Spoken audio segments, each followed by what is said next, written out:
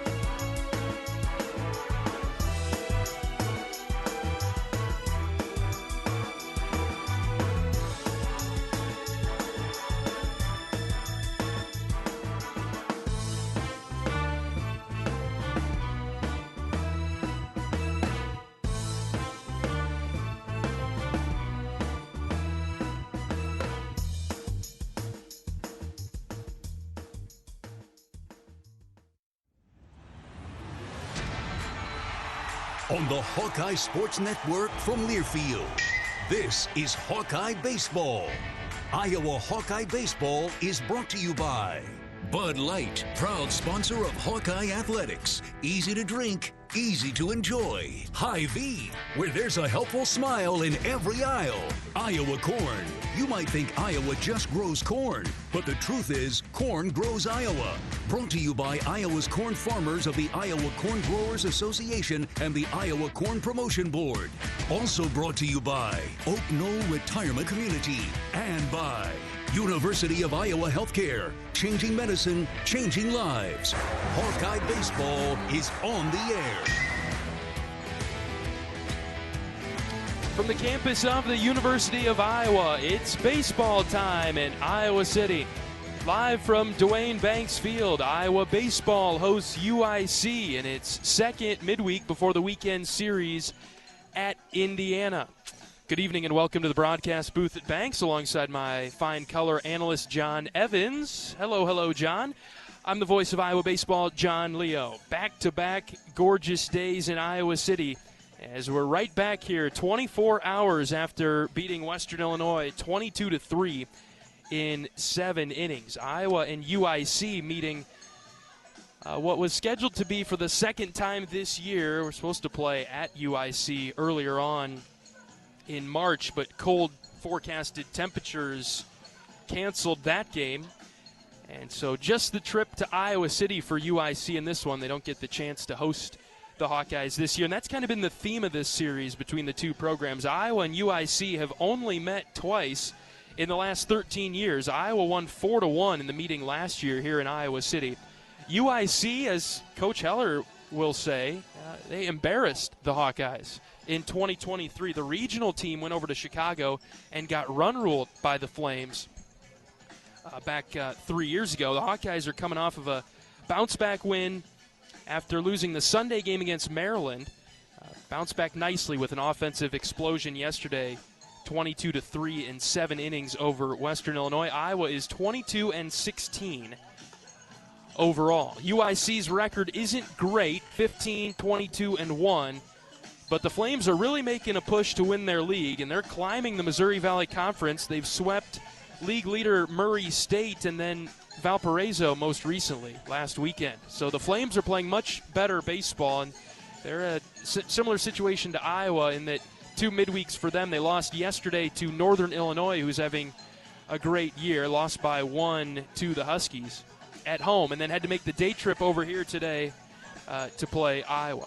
Brady Ferguson, he'll start for the Hawks today. He'll look to carry over yesterday's strong pitching effort. Not necessarily weekend audition territory for these arms today, according to Coach Heller. But Ferguson is one that could make his way more prominently into the weekend with some good work today. We'll expect Iowa to pitch today's game pretty close to their standard midweek approach. The offense exploded for 22 runs yesterday, and with warm conditions at Banks again, Iowa aims to string together another strong performance. Great night at the ballpark. It's the Flames and the Hawkeyes, UIC and Iowa, live from a gorgeous and warm Dwayne Banks Field in Iowa City. First pitch coming up in about 30 minutes as UIC down on the field now warming up, taking in and out.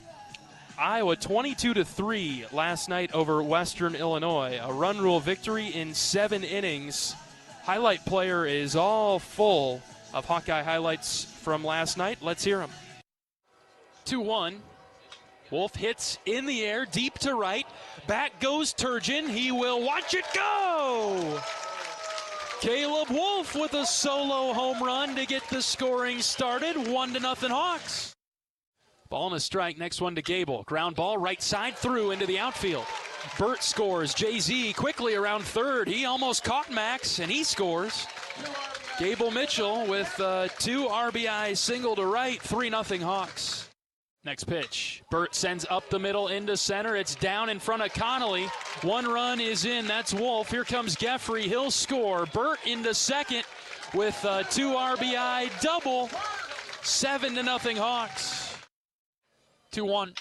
Ziegler sends on the ground up the middle through a dribbler into center. 2 more runs are going to come across. Ziegler digging for 2. He's safe at second base. A hustle double for Ziegler as he rolled one through the infield. It's 9-0 Hawks. He swings, sends a charge into one, deep to left field. Back go the outfielders. It is gone. First pitch swinging is Schulte, and he says, so long, baseball.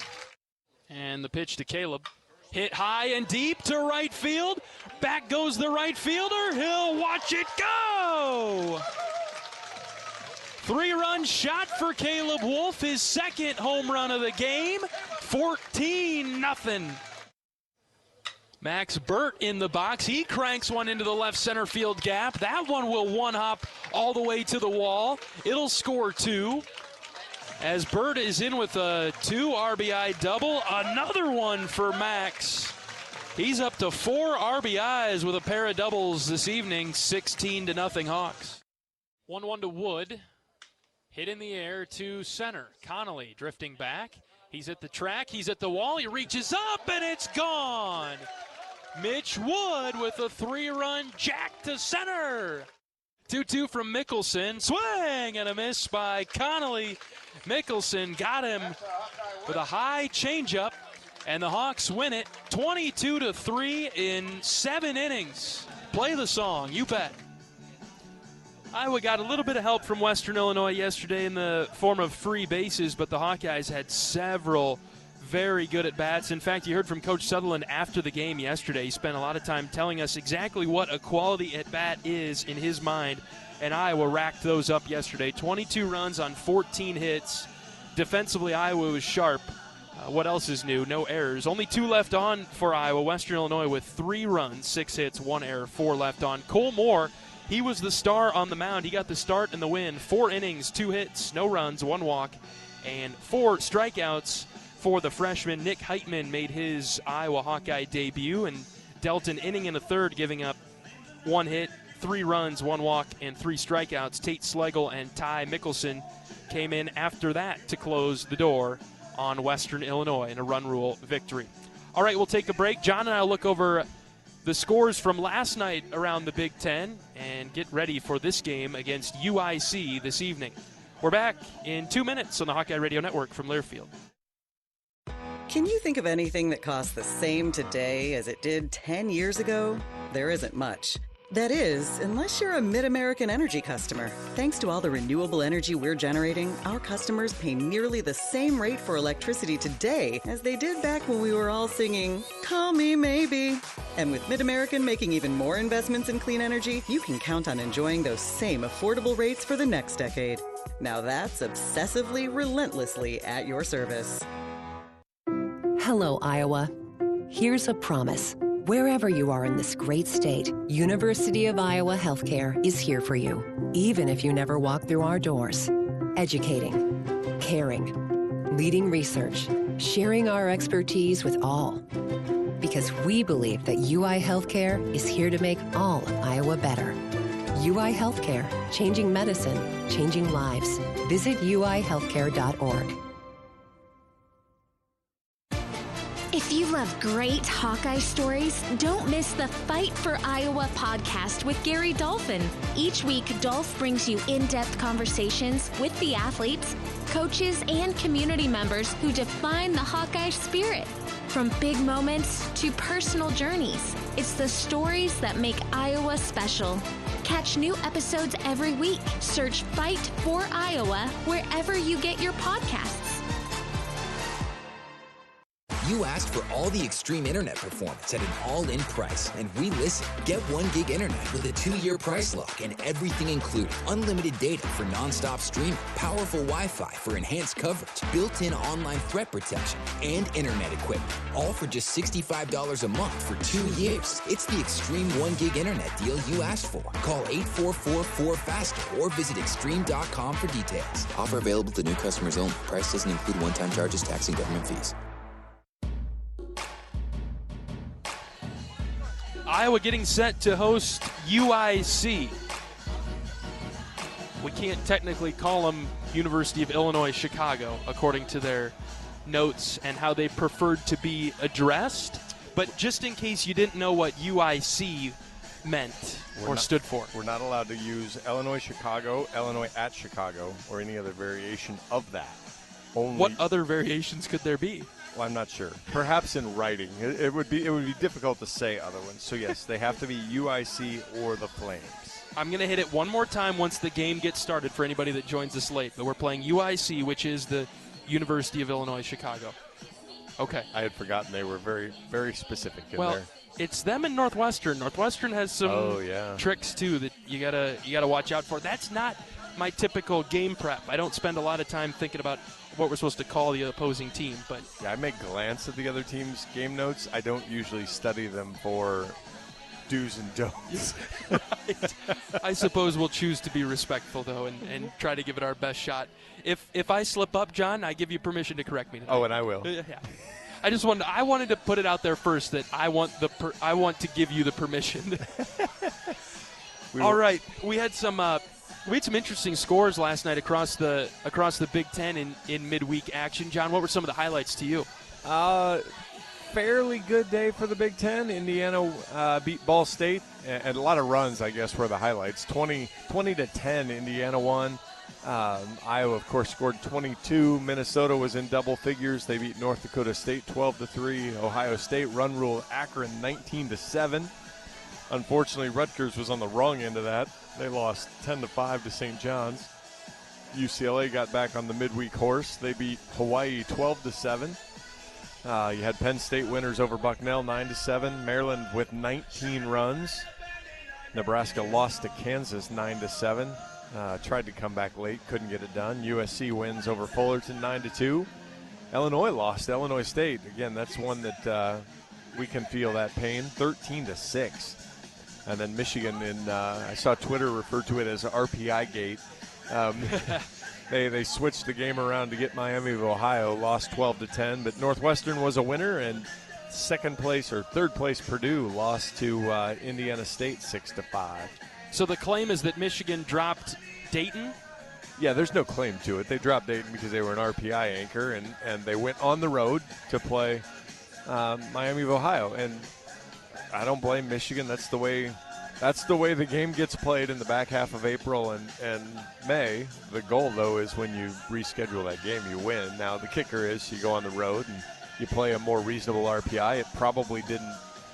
So it certainly didn't do the damage that even playing Dayton would have done. Okay, so beating Dayton would have dragged Michigan down probably more than them losing to Miami of Ohio, or at least that's obviously what the Michigan staff was thinking. Yeah, that's the calculus because they went on the road to do it too. So the road helps there, and again, it's don't in this case don't hate Michigan for playing the game.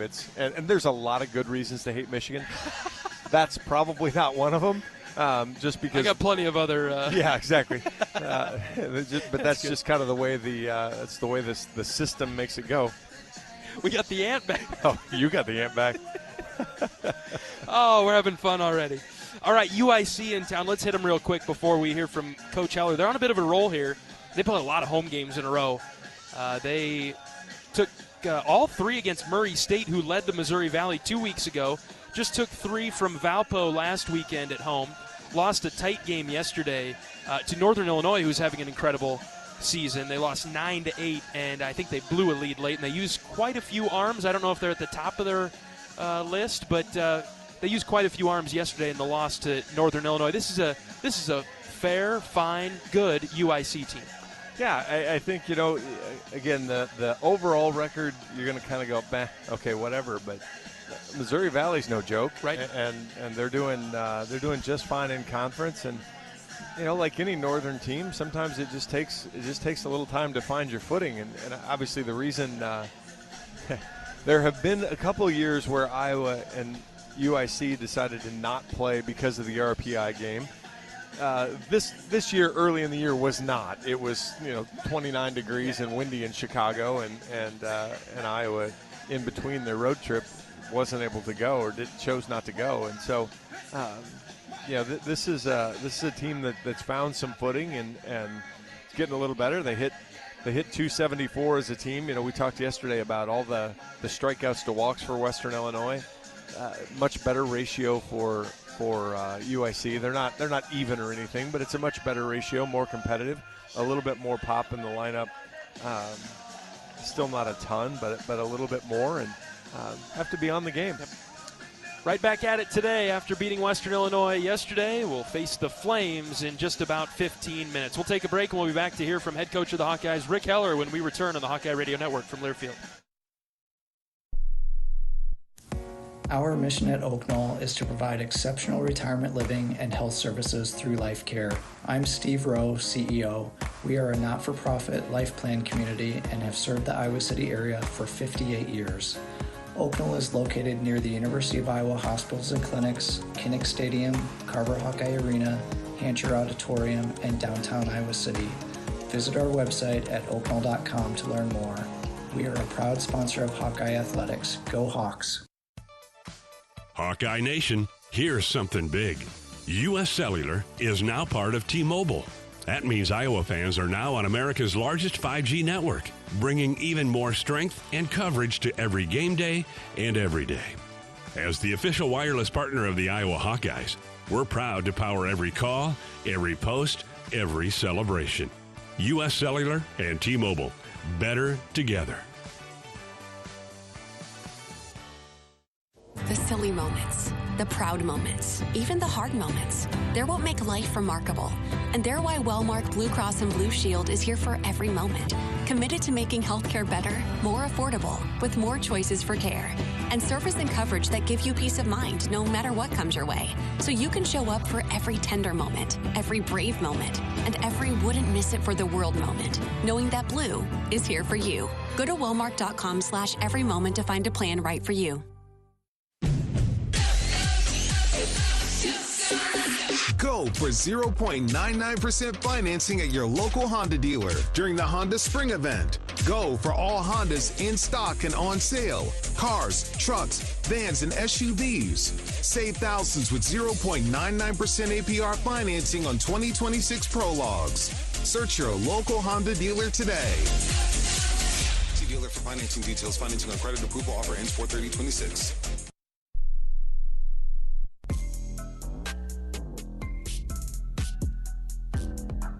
Welcome back to pregame coverage of Iowa Hawkeye baseball, the last of 2 midweeks for Iowa before taking off for Indiana this weekend. We're joined by head coach of the Hawkeyes, Rick Heller. Coach, you said yesterday if Cole Moore gave you 2 innings, it was good. If it was 3, it was great. Well, what about 4? He was awesome. It was fantastic. There we go. All right, that's the word. It was fantastic. He gave us exactly what we needed, and it was.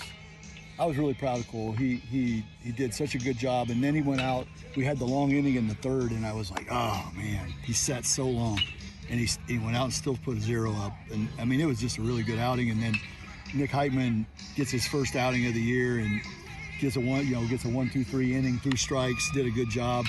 And then we haven't seen Ty Mickelson in a while, and Ty's been working on a lower slot, more of a submarine slot. And, man, I really liked what I saw in that inning that he threw. Mm-hmm. So it was really positive on the pitching side, unbelievably positive on the offensive side. that was a heck of a performance. I mean, at one time we had 21 out of 22 quality at bats, 14 2-out RBIs. I mean, just incredible. And you think about that game, and you see the score, and you're like, oh God. Well, it was like a 3-1 game in the third, and we had the bases loaded and 1 out, and we got a strikeout, and that's been happening too often. And your mind's like, if we don't score here, they're going to be fired up, and they're going to hang around, and we're going to have a chance to get beat. And so with 2 outs, 2 strikes, Ben Swales gets hit by a pitch, score a run, bases loaded, and Max Bird, who hadn't played in a long time, Max steps up and hits a double, clears the bases, and we proceed to score like 7 or 8 runs after that. And the game's over, essentially, because they have a double midweek, so they had to concede. Yes. They couldn't throw any of their good guys, the guys they wanted to, and those 2 at-bats by Swales and Burt were the reason that game went the way it went. But Caleb Wolf had a huge night.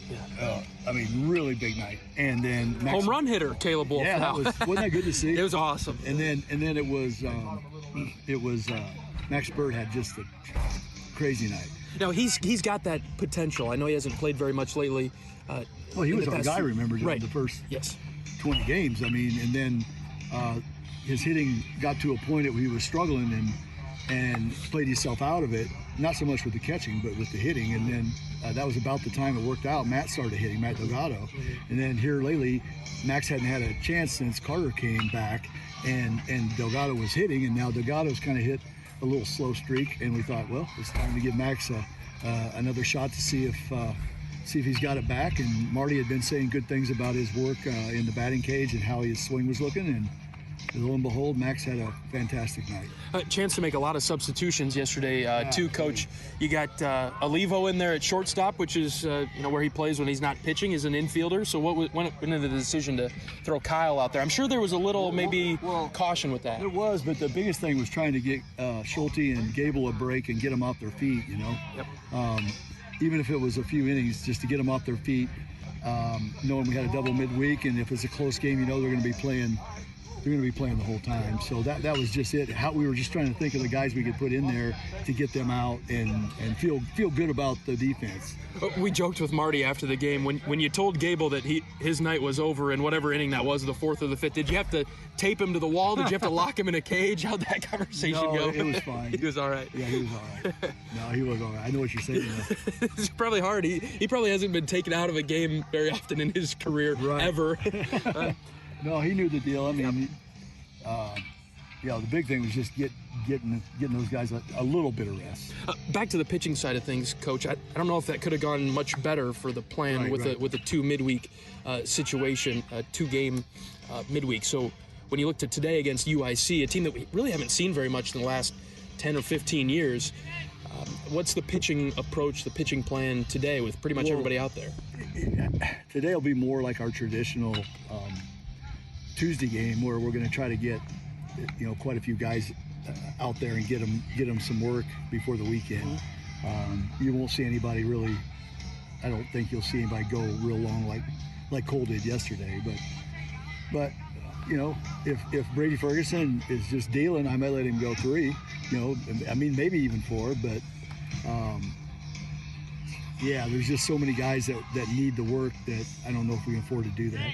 Audition type of situation for the weekend, or just strictly midweek? Just get their work in, in hopes that there's not a collapse like Sunday. Yep. So and then even though it didn't go good on Sunday, you got to get guys back out there and get moving, and that gives them a chance to wipe it clean. Ferguson, another one of those freshman arms that possibly could play a factor into the weekend, though, wouldn't you say? If he could show you some signs. For sure. I mean, all those guys have the stuff and the ability. It's not a stuff or ability issue. It's 100% consistency and throwing strikes with all their pitches. What do you see from the Flames this year, Coach? They're on a pretty good win streak in the Valley. Well, they're trying to win the Valley. They're tied for first right now, and I mean, we've played them enough. They embarrassed us in Chicago a few years ago, and unfortunately, we've had so many games canceled because of weather. It always feels like it's against them that the canceled games are. Weird, yeah. But that's just the way it's gone. it's funny because like I sent Sean a note this morning, their coach Sean McDermott, and I said, the weather is going to be beautiful today. I said, I don't know that I've said that to you ever, you know. I think we're going to get this one in, huh? That's funny. You got a pretty good relationship with that staff, it sounds like. At least that's what Marty said last night. Well, I've known Sean since he was a player. Okay. And he played at Indian Hills for Rick Matthews, the guy we were talking about before. But he was coach there. He was a coach at the Turbo. He's been all over. And he's been at UIC for a long, long time. He was under Mike D, the head coach at UIC for a long, long time, and he was Mike's top assistant for forever. And then time flies. It seems like now he's been the head coach forever. So anyway, but good guy and good friend, does a good job. So, I mean, you asked me what we're going to get. I mean, they played last night just like we did. Unfortunately for them, they blew a lead late. I think they had a 3-run lead in the 8th and ended up losing 9-8, and then had to deal with that at home and then come over here today. So who knows what you're going to get. I think he's going to throw a lot of guys like we normally do because they had to use, I think I looked and it was 5 pitchers they used last night. But, you know, they're going to play hard. They always do, and he's got some good arms. It sounds like they got a pretty good offense too, Coach. A few guys that can hit it. Yeah, they got a lot of guys. They got a lot of guys that have decent numbers. Kind of like what we're going to see at Indiana. You know, you look at the scout report on those guys, and it's like, holy cow, they're really talented. I mean, the offense is really talented, and it's at their place, unfortunately, because it's a launching pad most of the times I've been there, and it's built for that. And then the arms, the numbers aren't good, but the stuff is plenty good. So, you know, they've been puzzling. Yep. Yeah. But anyway, we'll deal with that tomorrow. As we look at our offense against UIC tonight, Coach, what's our lineup look like? Who are you throwing out there in the batting order today? Man, it was a really tough decision today. Really tough, because we kind of had a plan, like we're going to start these guys on Tuesday, these guys on Wednesday. And then it was just really tempting to maybe throw Max back out there or whatever. But we decided just to stick with what we had thought about yesterday. And then if things aren't going good, you can get maybe Max into DH or catch or whatever. And but we're going to go, the major changes, I guess, would be Brett White's going to start in left where Nearett has been. And then Swales will be at third. Geffrey's catching. Mitch Wood is going to DH. Okay. Sounds good. Good luck against the Flames tonight, Coach. Last one of the midweek. Busy week. Let's keep it rolling. All right. Thanks a lot. Appreciate it. Head coach of the Hawkeyes, Rick Heller, on our pregame show from Duane Banks Field in Iowa City. Iowa and UIC meeting for just the third time in the last 13 years. Played here last year. Iowa won a low-scoring game. Iowa played in Chicago against the Flames in 2023. It was the regional team that went over there to Chicago. And the Flames run-ruled the Hawkeyes in that one. Those are the last 2 meetings between these teams in the last 5 years or so. And we'll get back at it against UIC coming up in a little bit. And then, after this one, looking ahead to a big series at Indiana coming up Friday through Sunday. But first, Iowa and UIC coming up after this. We'll get you starting lineups and first pitch when we return on the Hawkeye Radio Network from Learfield. Despite the unshakable Iowa-Corn-Cyhawk rivalry, there is one thing Iowa State and University of Iowa fans can both agree on: getting hyped for Unleaded 88. It's cleaner burning and better for your engine, and it's cheaper than other fuel options, making Unleaded 88 the clear fuel choice. If Iowa Corn-Cyhawk rivals can agree on it, you know it's worth the hype. So pump it up with Unleaded 88, grown by Iowa corn farmers. Here come the Hawkeyes. And a Stockie racing to the basket, layup good. Iowa Athletics is gearing up for another amazing season filled with exciting matchups and electrifying plays. Working hard into the corner. Koch hits a 3. Get your game face ready and come on out to cheer the Hawkeyes on all season long. Visit HawkeyeSports.com to find tickets, schedules, game times, and more on Iowa. Go Hawks. Touchdown! Touchdown, Iowa!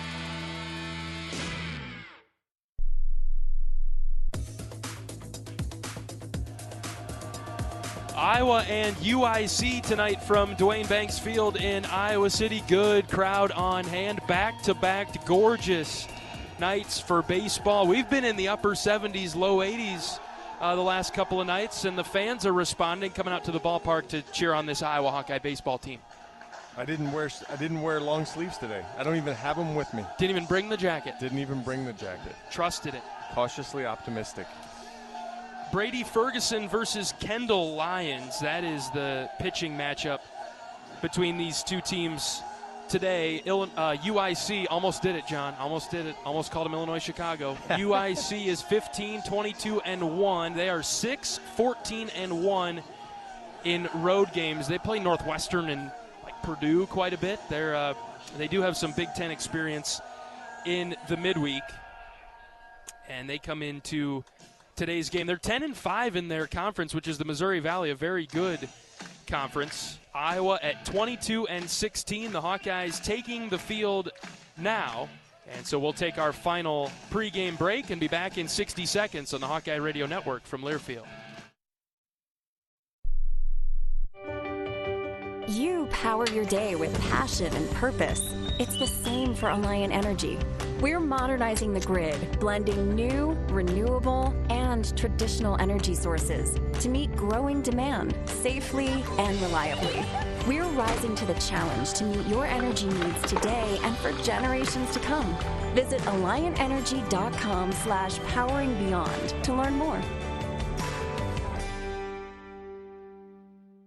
You're a Hawkeye. You named your dog Kinnick and your cat Herky. Your morning alarm is back in black. Yep, you're a Hawkeye. And now it pays to be a Hawkeye with a Hawkeye account from Community Choice Credit Union. Low fees and great perks, plus Iowa exclusives like your choice of a Hawkeye-powered Visa debit card, Iowa merchandise, and exclusive giveaways. You've spent more time at Finkbine than you have at your office, so we know you're a Hawkeye. Now make it pay with a Hawkeye account from Community Choice. Learn more at HawkeyeAccount.com.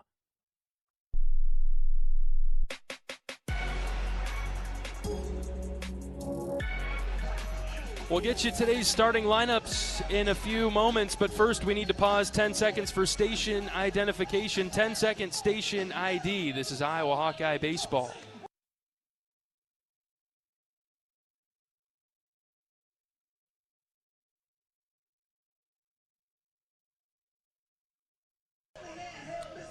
Here's the starting lineup for the UIC Flames, batting .273 through 38 games. They'll be led off by Will Flanagan, the first baseman. Jake Bussin, the second baseman, will hit second. Ashton Campa plays left. He's one of the best hitters for UIC, the only hitter above 300 in their lineup today. Thomas Curry is the catcher, batting fourth. Cale Jensen, the DH, in the 5 spot. The 6th hitter is Sean Cody. He plays shortstop. 7, 8, 9 for the Flames. Third baseman Colin Husko. Andrew Pishka, the center fielder, and James Hackett, the right fielder. Defensively for the Hawkeyes today, left to right on the infield, Ben Swales, Cooper Schulte, Gable Mitchell, and Caleb Wolf. Outfield, left to right, Brett White in left, Miles Risley in center, and Kellen Strohmeyer in right.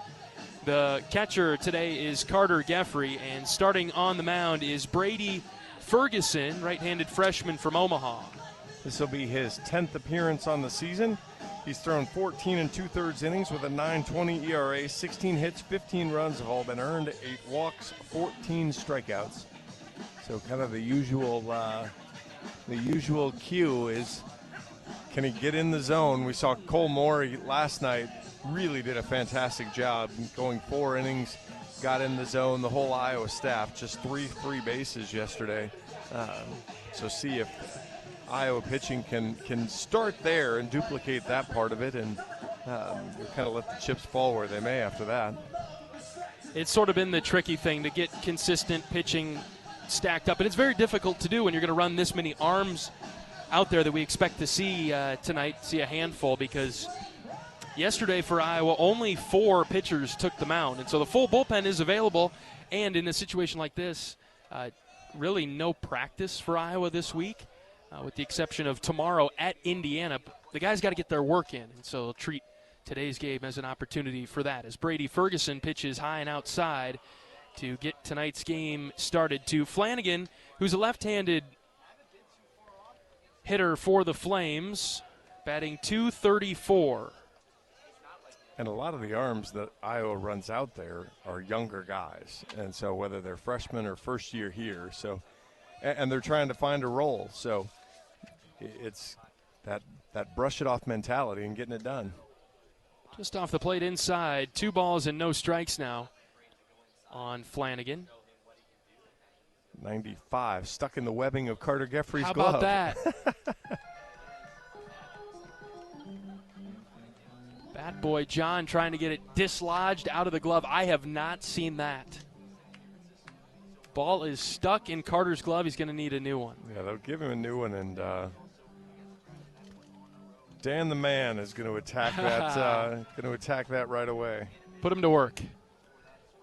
I am going to kick that cord. There's just no question about it, John. Well, you straddle it like that. Well, it's that or Kyle's going to have to move, one or the other. Just an obstacle. I'll go back and sit in the chair and sweat. 2 balls and no strikes on Flanagan, and the pitch from Ferguson. High and out. Jason Harstick behind the plate. He didn't like it. It's 3-0. But both of those, that pitch you don't see called a ton just because it's on the top part of the zone. The pitch on the inside that stuck in Geffrey's glove was close. 3-0. Right down the middle. There's a called strike.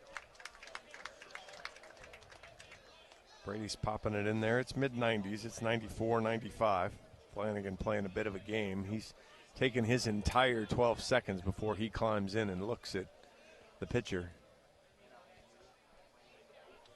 Ferguson goes from the stretch. Here's the 3-1. Outside and high, ball 4. Leadoff walk.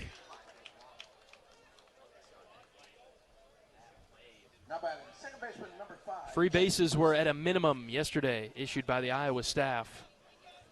Just 3, and 2 happened in the same inning, I think, if I remember correctly. They did not hurt either.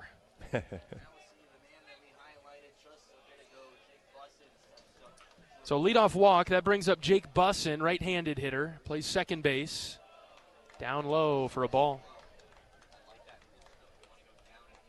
Bussin hitting .289.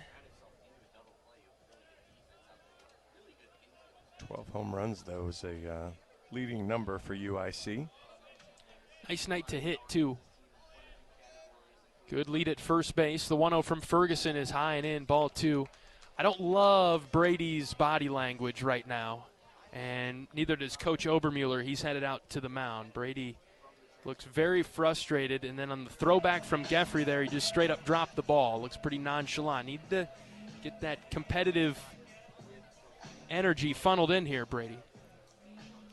Well, and he may have had a pitch or two that he didn't like or thought he should have got a call, but like we talked about yesterday, whether it's you that didn't execute correctly or it's the umpire that didn't execute correctly, you got to flush it when you get the ball back. And Brady might not be flushing very well.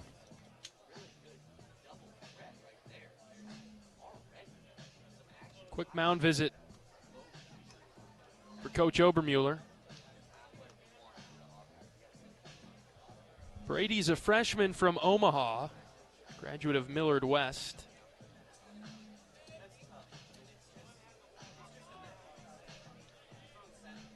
Twice a first-team All-State selection in Nebraska. 2 balls and no strikes with nobody out. Next pitch from Ferguson, inside corner. Got it to be a called strike there, 2-1. Good pitch there. Got it right in on the hands, right under the hands. Got the call. And a good location to not just give in on 2-0.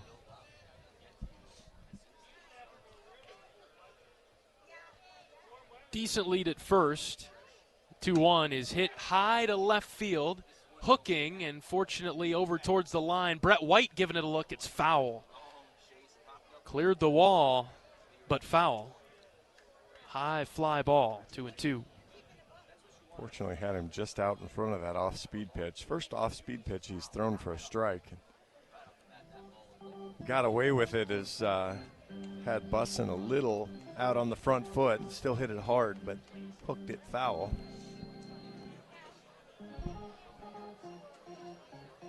Now does he have an out pitch for Bussin? That's what we're trying to establish here for Brady. 2 balls, 2 strikes, nobody out, top of the first. 52 strikeouts for Bussin. It's a high number.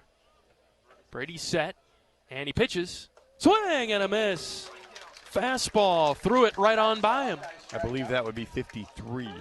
Update it. On a 94-mile-an-hour fastball up over the plate. Nice job by Ferguson to turn that at bat around. Just looking at Campa's numbers, he looks like a Caleb Wolf. 10 walks, 11 strikeouts, hitting .352.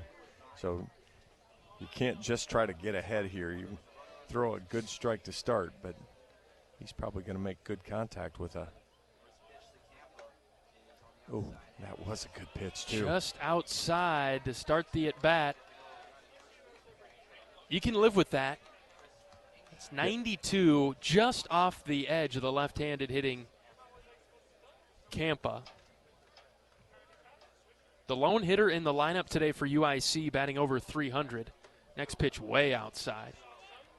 He's just one of 4 hitters above 300, but he and Thomas Curry.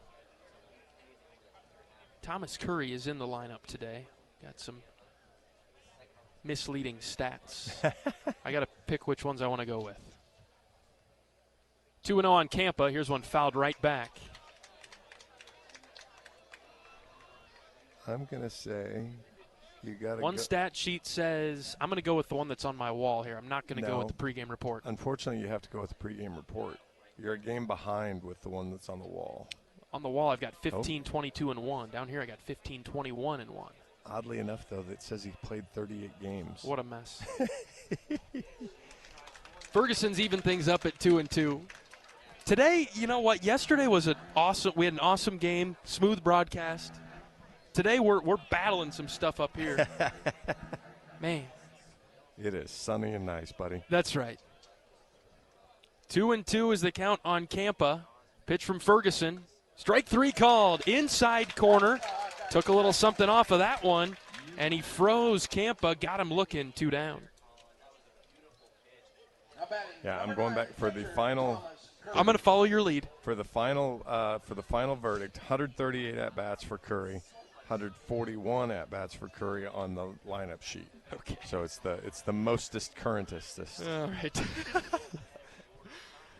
We're just making up words now. Yeah, we are. 2 outs for Curry. Here's the pitch, up and in. That was a headhunter. 94 under the bill of the cap, or possibly slightly over the bill of the helmet. He was backing away, but it was still one of those seeking missiles. That's right. Runner at first and 2 outs. Ferguson set the 1-0. Ooh, curveball up and in, just about hit him. 2-0. That's the first time he's thrown that pitch. That was 75, which would be a great pitch if you threw it for a strike after 94 up at his eyebrows. Yeah, velocity-wise. A lot of variation for Brady, trying to get out of the first here. The 2-0, ripped back into the screen. He can't live falling behind every hitter, though, 2-0, so.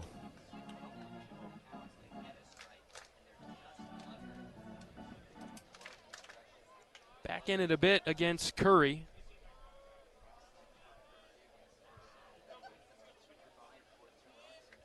Runner at first with a short lead.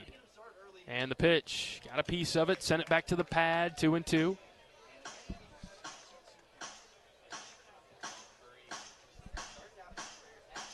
We've been at 2-2 a lot. We have. After going to 2-0, he's gotten to 2-2. He's handled it pretty well after the leadoff hitter. 3 different pitches that Brady's thrown in this first inning. We'll see what he throws on 2-2 to Curry. Swing and a miss. Foul tip into the glove. It was the fastball from Ferguson. After a leadoff walk, he goes with 3 straight punch-outs and works a clean first inning. We're back in 60 seconds. No score between UIC and Iowa. This is Hawkeye Baseball from Learfield. Our mission at Oak Knoll is to provide exceptional retirement living and health services through life care.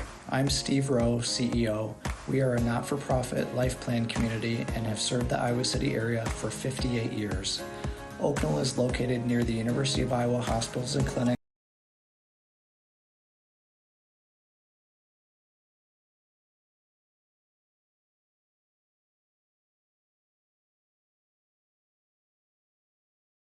Kinnick Stadium, Carver Hawkeye Arena, Hancher Auditorium, and downtown Iowa City. Visit our website at oakknoll.com to learn more. We are a proud sponsor of Hawkeye Athletics. Go Hawks! Save time when you shop online with Hy-Vee. Hy-Vee makes it easy to order groceries online through our app or Hy-Vee.com.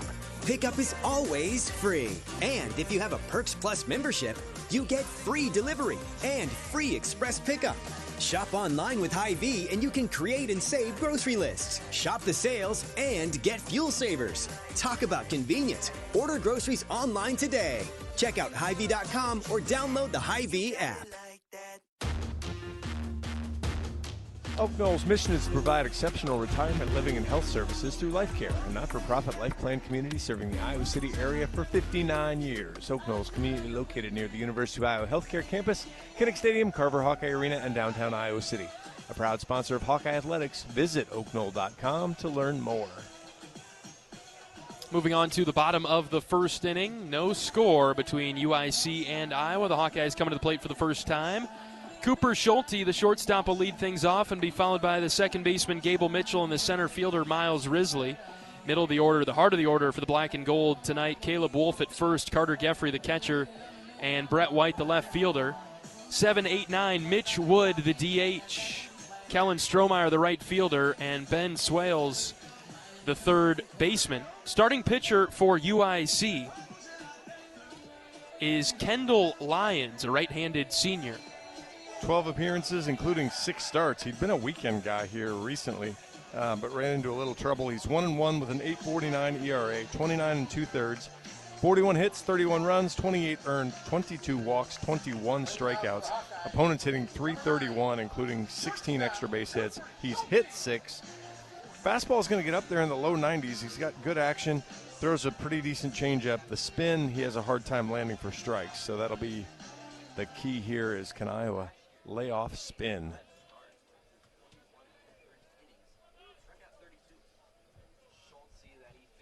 Schulte to lead off. He swings at the first pitch, sends a high fly ball into shallow right. Hackett, the right fielder, coming forward. He's got it. 1 pitch and 1 out. Laid off spin, but kind of got fisted on the fastball. And again, the scouting report is that that fastball's got a little ride to it, and so Iowa hitters will have to kind of see that and adjust just a bit. Maybe, no, it's not a flat fastball. It'll have some movement. Gable Mitchell into the box, left-handed hitter, getting his first look at Lyons. Lyons, the pitch on the outside edge. Strike on Mitchell, senior second baseman, batting .395. And you mentioned that UIC went through some arms. Lyons a guy that they could stretch out if they decided to go that route. So good starter for a situation like this. Yeah, he could definitely get you a handful of innings and chew up some of your problem from using a lot of arms yesterday. Ball and a strike. Bases are clear and 1 out. Next pitch to Gable. Here it comes in the dirt. UIC wearing powder blues, baby blues. Old school Phillies. Okay, there's some help there. Red lettering, red numbers, and a red and white stripe down the side. They wear red caps in the field. How do you feel about these uniforms? Kind of par for the course on how my day's going today, John. That is an extremely politically correct answer. Well done. I tried to get you. That was good. I've grown up a little bit over the years. Not much, but. These aren't high on the list. They're not my favorite. I would never wear them. You would if you went to UIC. 2-2 to Mitchell is tapped foul over to the right. I like ours better. Iowa wearing the all whites, the Friday home whites with the script Iowa spelled out in the black across the chest with the gold trim. Black numbers and lettering on the backside with no gold trim. White pants. Gold caps in the field for Iowa with a black bill and the black script I on the front panel. I don't think I've seen any other uniform than this, though, for UIC. It's been the powder blues most of the time. 2-2. Count remains. Next pitch to Gable. Grounded sharply past Merrick Matthews, who occupies the first base coach's box for Iowa. Now, why don't we have Merrick's name on the back of his jersey? Dan. Yeah, Dan. Question for him. Doesn't Merrick look like your stock standard first base coach? Here's Mitchell. He'll get on first base with a single up the middle, bouncing one. Oh, Gable's going to try for two. Now he goes back to first. Center fielder really struggling with it. Holy smokes. Flames are bouncing it, throwing it, whipping it all over the place. Gable's on with a single. That will, I got to make sure that will not go on Pishka's highlight reel. Let's just put it that way. Turns into a good ground ball single. Good at bat there from Gable as he fought off some pretty good pitches and actually singled on a pretty good pitch there, down and away in the zone. You figured Gable wasn't going to strike out. His strikeout number's pretty low. 8 strikeouts and 152 at bats. In the top 5 among hardest batters to strike out in the country. 51 stolen bases against UIC, Ooh. So certainly they've thrown out 20, but given up 51, so certainly a running opportunity here today. Gable's leaning. We'll see if he's going. He is not, as Miles Risley takes outside for a ball.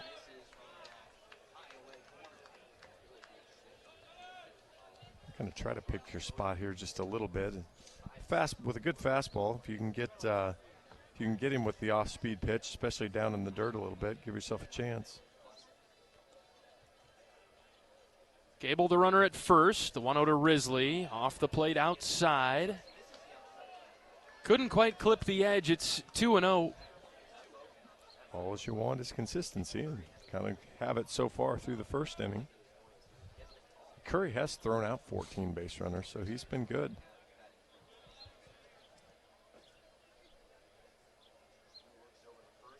Two-0 pitch is inside.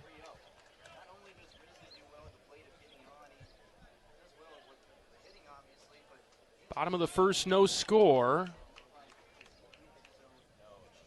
3 balls and no strikes on Risley. Shift over to the left.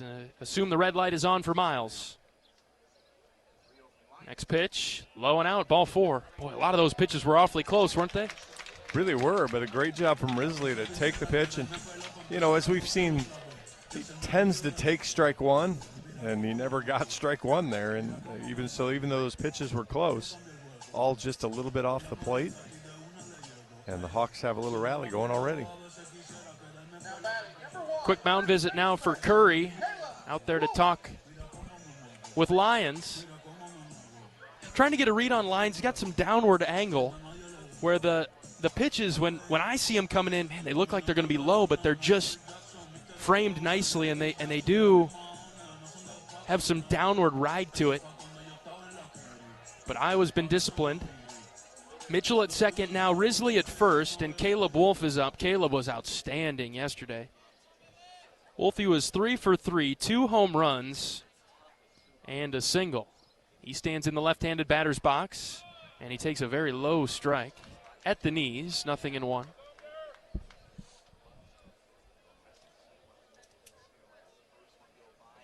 And Merrick Matthews is my pregame catch partner. Got him nice and warmed up today, didn't you? I've had to play back-to-back days. My arm's a little tired. Wolf stabs at this and sends it to the opposite field foul. It's out of play, 0-2. Today feels much warmer, actually, than yesterday. I wouldn't argue with that. I feel pretty warm. I think I'm just kind of running a little hot anyway today. And you know me, I like to argue, but I wouldn't argue with you on that. I do think it's warmer. 0-2 pitch to Wolf. Here's it. Punch to shortstop. This is double trouble. Flip to second for one over to first. Double play. A softly hit spinner and a good turn by UIC up the middle. And it's a double play that ends the first inning. No score between the Flames and the Hawkeyes. We're back in 60 seconds. This is Hawkeye Baseball from Learfield. Hey fans, I know you'd do anything for a win on game day and an ice-cold Bud Light. Because whether you're tailgating in the parking lot or parked on the couch, sitting on your lucky stool at the bar, or standing in the fan section all game long, the clean, crisp taste of Bud Light turns a win into a win-win. And there's nothing easier to enjoy than that. Bud Light. Easy to drink, easy to enjoy. Enjoy responsibly. Anheuser-Busch Bud Light Beer, St. Louis, Missouri. If you love great Hawkeye stories, don't miss the Fight for Iowa podcast with Gary Dolphin. Each week, Dolph brings you in-depth conversations with the athletes, coaches, and community members who define the Hawkeye spirit. From big moments to personal journeys, it's the stories that make Iowa special. Catch new episodes every week. Search Fight for Iowa wherever you get your podcasts.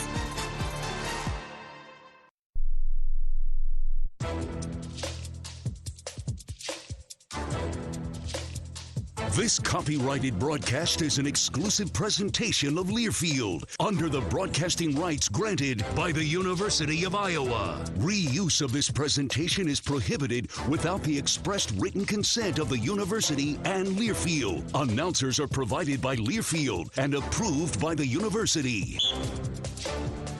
Heller Ball is heading to the state capitol May 14th through the 16th. Iowa hosts Purdue at Des Moines Principal Park. Tickets and game times can be found by visiting HawkeyeSports.com. Top of the second. Nothing doing for either team in the first. UIC will come up 5, 6, and 7. Jensen, Cody, and Husko. Brady Ferguson out to work another inning. Brady walked to the leadoff hitter and then struck out 3 Flames in a row. So he's ready to go against Cale Jensen, the DH, left-handed hitter batting .250. First pitch, strike at the knees. Good start for Brady. That's more like it. We talked yesterday about how often Cole threw strike one before he threw ball one. Right. 0-1 from Fergie. This is popped up left side over the UIC dugout. Third base side, that's out of play, 0-2. All right, so Brady fell behind 2-0 3 times and got strikeouts. Now he's ahead 0-2. Let's continue the strikeout trend. Keep that up. From the belt, he delivers, missing wildly outside 1-2. Don't nibble. Get back and get him. Right at him. Jensen with very limited at-bats. He is 3 of 12 on the season, has 4 strikeouts. Interesting that does have 6 walks in that limited plate appearance. Say had to step off. Actually called the pitch clock violation, so that'll be a ball. Coaching staff on the Iowa side of things having a discussion with Mr. Harstick behind the plate. It's 2-2. After the time violation, Brady didn't like the call. Next pitch from Ferguson. High. Ball 3.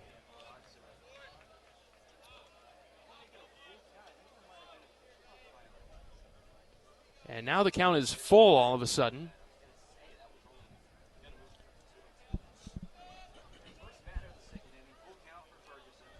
The 3-2 from Brady, high and out, and he walks. Jensen. I mean, that was not what I wanted to call there, but that's kind of the.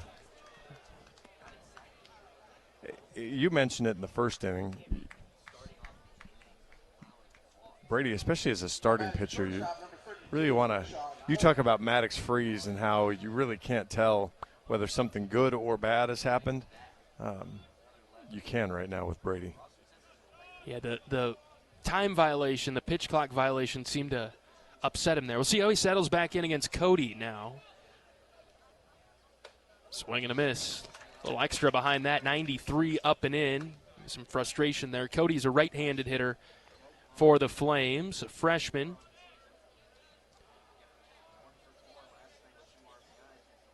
Yeah, 32 strikeouts again, so a guy you can get after a little bit. 0-1, just outside, ball and a strike.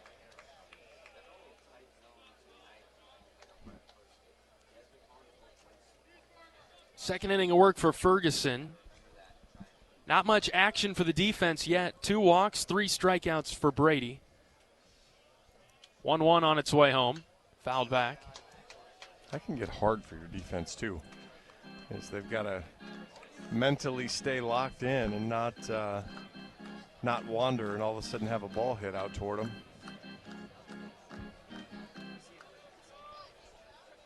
Get lulled to sleep by the pitcher doing all the work one way or another. 1-2. Ferguson ahead in the count. The next pitch. Guided the slider and missed outside. 2-2.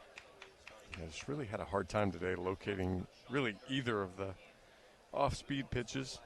He's landed them a couple times, but also missed wildly a handful of times. Fastball's been his best pitch. We'll see if he goes back to it here on 2-2. He did, but he fired it outside, and the count's full.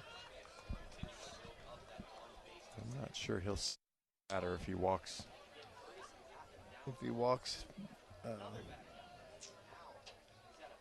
The hitter here. Full count with nobody out. The pitch. Line drive, base hit into center, dropping in front of Risley.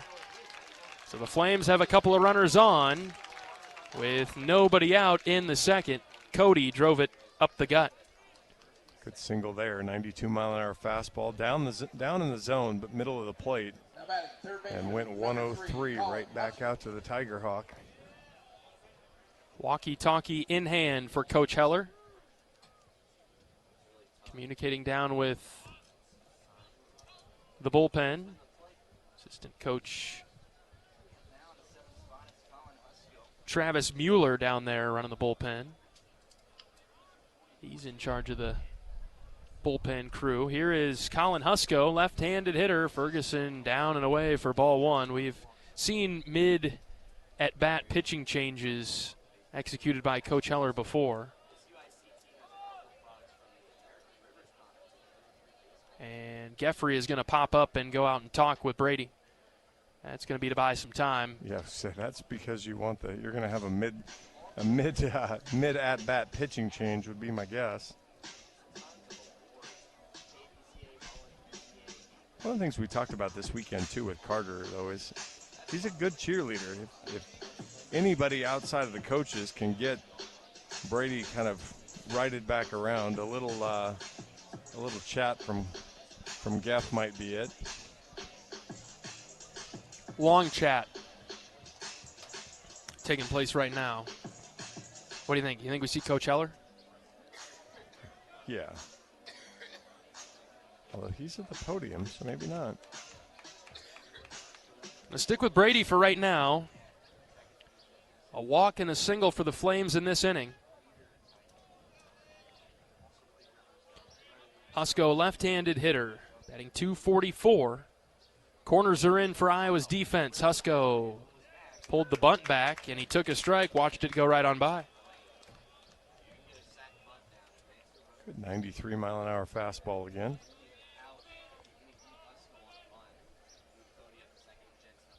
Swales, the third baseman. Wolf at first. They're on high alert. 1-1 from Ferguson. Swing and a miss. Good changeup. Rode the outer third of the plate. And he had Husko out in front. This turns into a big part of the game early on.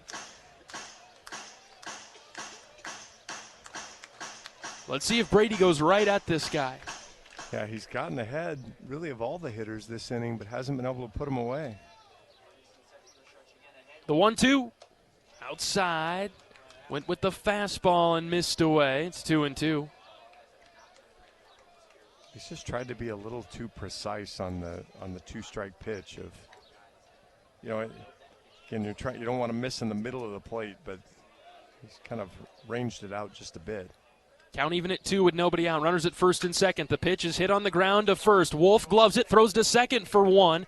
No play anywhere else. Wolf gets the middle runner there at second, and UIC will have runners at the corners with 1 out. Good play from Caleb there to not have to worry about getting it to first. Just took it and went and got the out right in front of him with Schulte at second. And that'll be the hook. Here comes Coach Heller. Making a change here with the 8-hitter Andrew Pishka coming up. Pishka batting .254 with 59 at-bats, 17 strikeouts. The Hawkeyes going to the pen in a bit of a jam. We're in the second, first and third for UIC, and just 1 out. And Iowa bringing in a new pitcher. We will introduce him after this pitching change break. This is Hawkeye Baseball from Learfield.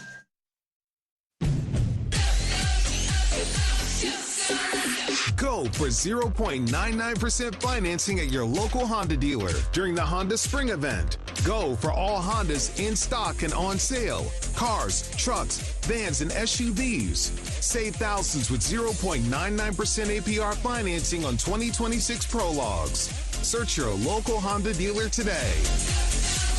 See dealer for financing details. Financing on credit approval offer ends 4/30/26. You might think Iowa grows corn, but the truth is, corn grows Iowa. Corn can even fuel your drive to watch the Hawkeyes play when you choose Unleaded 88. It's a fuel that's cheaper, cleaner, and greener. Plus, it's homegrown, making Unleaded 88 the clear choice at the pump and totally worth the hype. So as you head to cheer on the Hawkeyes this season, don't just fuel up. Pump it up with Unleaded 88. Find Unleaded 88 at a station near you. Go to iowacorn.org/88.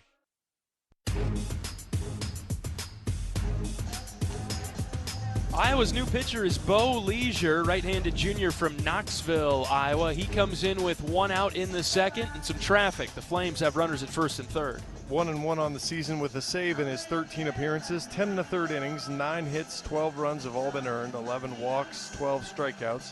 Opponents hitting .231 against him. Yeah, well, last time the way I described it, he got off to a slow start in the season, has been pitching better in the end, and then he struggled when he came in on Sunday. So I'm not going to go with that. The numbers just are what they are. Yep. And we need him to come get a couple outs here. And really, it was a tough ask for Leisure, and Coach Heller told us that yesterday in the pregame show. It's always a tough ask to go back to a reliever that has pitched previously in a weekend. It is, especially when they've never done it before, and Coach Heller, kind of felt the need to do it because he had Bo up and he had him hot, so he thought, hey, here's the guy, he's ready to go. First pitch strike, good start for Bo. And so hopefully now you get him kind of into that routine and rhythm, and maybe can be more effective at it the next time he tries it.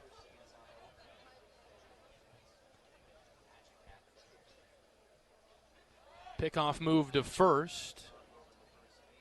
Wolf drops down to grab it.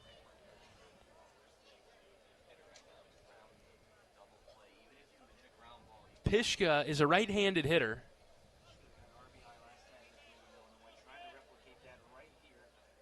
He stands in the 0-1 from Leisure. Swing and a miss. Good movement. Kind of a high floating spinner from Bo. And Pishka swung over the top of it. He's down in the count, 0-2. Yeah, 17 strikeouts and 59 at-bats, so go finish him up here, Bo. Leisure from the belt delivers a fastball outside. First fastball he's thrown, maybe tried to get a little extra on it there, and he cooked that one up pretty good. That was almost really over the top, too. Bo's ready, the 1-2. Hit in the air to left center. Back goes Brett White. He looks up, and he will watch it leave the yard. Pishka with a 3-run home run, and the Flames please their fans that made the trip over from Chicago. 3-0 UIC in the second. The height of the pitch was good. The problem is at 1 and 2, it's right in the middle of the plate. So just like as he tried to hit the outer edge with the fastball, he left the breaking ball in the middle of the plate. So even though he got it down, Pishka did a good job. Went down, got it, hit just his second home run of the year. All right. Here comes Hackett. First pitch from Leisure to Hackett is inside. This is the right fielder standing in from the left side, a 185 batting average.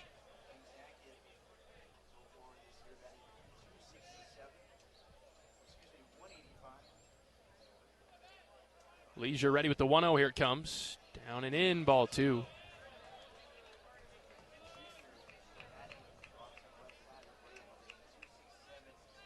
Three 3-0 Flames in the top of the second.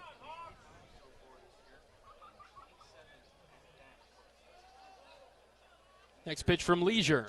Low, ball 3.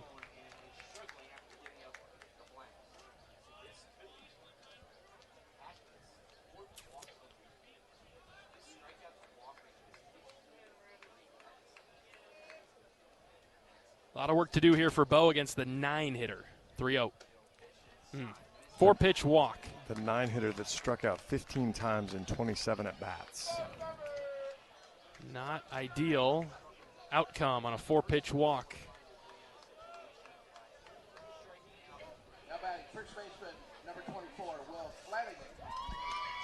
And we'll flip it to the top of the order now. Will Flanagan.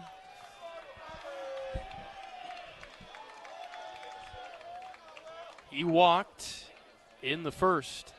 Runner at first and just 1 out. Leisure delivers a strike. Spin to start. Good news for Iowa. The midweek offense has been exceptional. I think there will need to be more than 3 runs in this one. 0-1 from Leisure. Inside corner, got the call, 0-2. Good spot from Bo.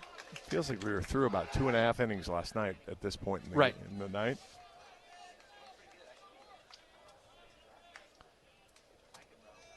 We've had 3 mound visits already tonight. Snail's pace. 0-2. Leisure delivers outside, 1-2. Iowa pitchers this inning have done a great job getting to 2 strikes. And, we've talked about this numerous broadcasts. Can't get strike 3 or can't get the out after that.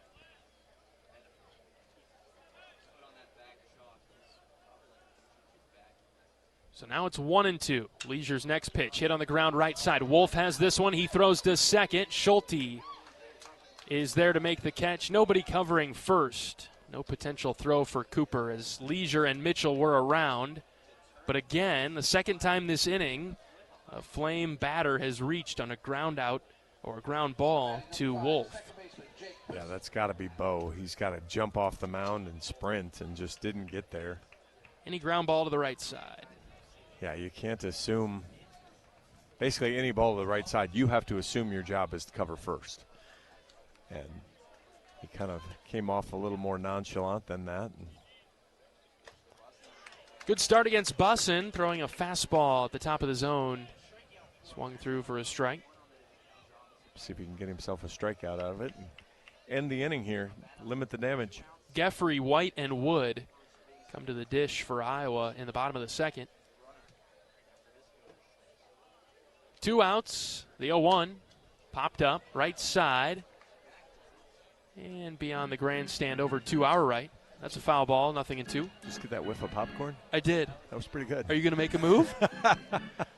Where'd it come from? Fortunately, I'm a little immune to it because that's what happens when I walk into my building at home, too. Ah. But, yes, all of a sudden I'm like, ooh, yes. This is what baseball's about right here. Tonight, this is the perfect night for baseball. 0-2. Hit in the air. This is on the infield. Caleb Wolf, Gable Mitchell coming down. It's Mitchell at second base, just on the green part of the turf as he came forward.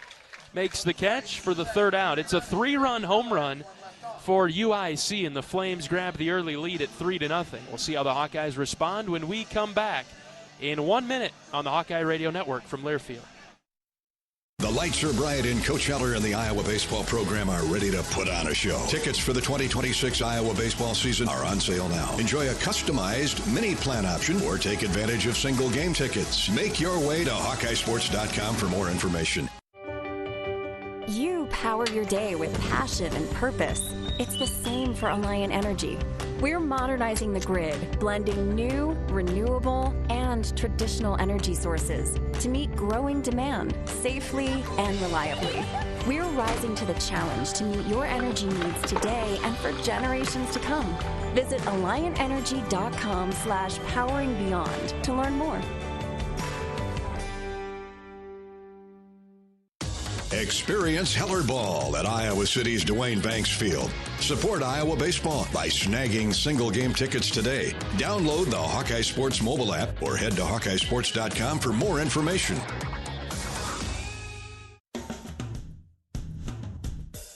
Hawkeye Baseball is brought to you by Riverside Casino and Golf Resort. Stop by today for a relaxing massage at the spa, fine dining at Ruthie's Steak and Seafood, and so much more. Visit Riverside Casino and Golf Resort today, located minutes south of Iowa City. All right, first time in a while in a midweek that we've been behind, been on our heels a little bit. 3-0 UIC, plenty of ball game left. We're just in the bottom of the second. Geffrey, White, and Wood due up for the black and gold. Good night to hit. We were talking about it in the break. The wind, there's not much of a wind, but it is going out to center, maybe to the left of the batter's eye. And just one of those warm spring Iowa nights. This does feel like summer. We're getting there, folks. Yeah, until what? Friday when you're in Bloomington, and all of a sudden it's back in the 60s again for a week. Is it not so good here? It tips over a little bit. It's not terrible. The floor's raised a little bit. Geffrey. Well, take a look at Lions here. I think we've got rain in Bloomington on Friday. Don't like that. Do we play next Tuesday midweek? Is it Wednesday? Tuesday, I believe. I got it right here. Geffrey hits one on the ground to third. Nice pick off the turf by Husko, and he throws out Geffrey. Yeah, Tuesday night, the 28th, 6 o'clock against Illinois State. 59. 59? Is the high. So it's 6 o'clock. I might have sleeves on again. That puts me in a tough spot. You don't like sleeves? Well, I don't think I need 4 layers. So I'd be in between 2 and 3, though. Here's Brett White. He's in the starting lineup playing left field. First pitch to him. Good cut, but he missed.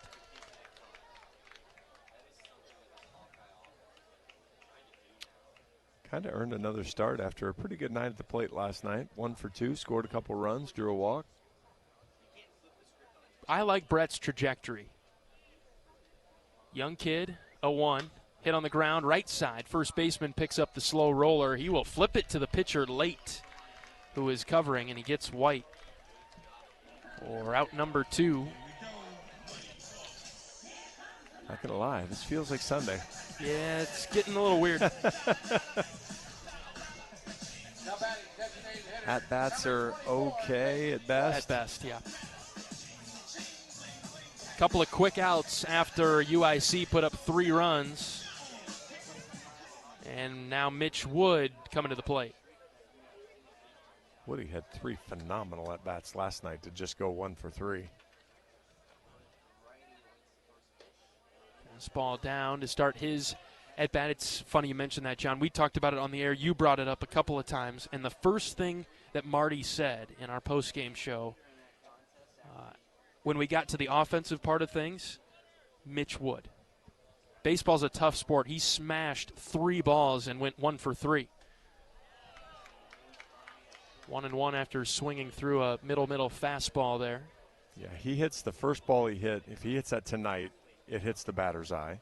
He obviously hit the other home run pretty convincingly, and the line out would have been line outs. He'd have at least got 1 more hit if he'd do that tonight. Pretty big shift on him over to the left side. A turf ball doesn't give him much to hit. It's 2-1.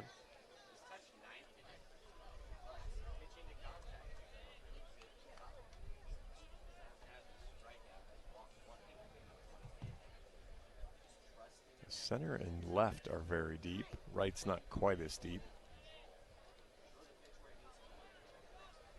2 outs, bases are clear for Iowa, down 3-0 in the second. Here's the 2-1 outside. And I'm not sure what good the second baseman's doing, playing basically right behind the bag and right behind the pitcher. So I'm surprised he can even see the plate from there. Right, I've always wondered about that alignment. I feel like you got to pick one side or the other of second base. It's 3-1. Wood trying to extend the inning. And the pitch. Mitch got under it, popped it up. On deck, circle to the right. This is a few rows back. Grandstand, and off the bounce. Young man makes the one-handed grab. He was regularly calling it. Yes.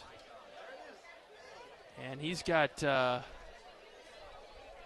quite a group with him. Quite a crowd. He's going to give it to a young fan. Nicely done, sir.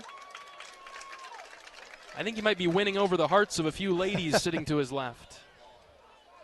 Full count on Wood with 2 outs. Next pitch.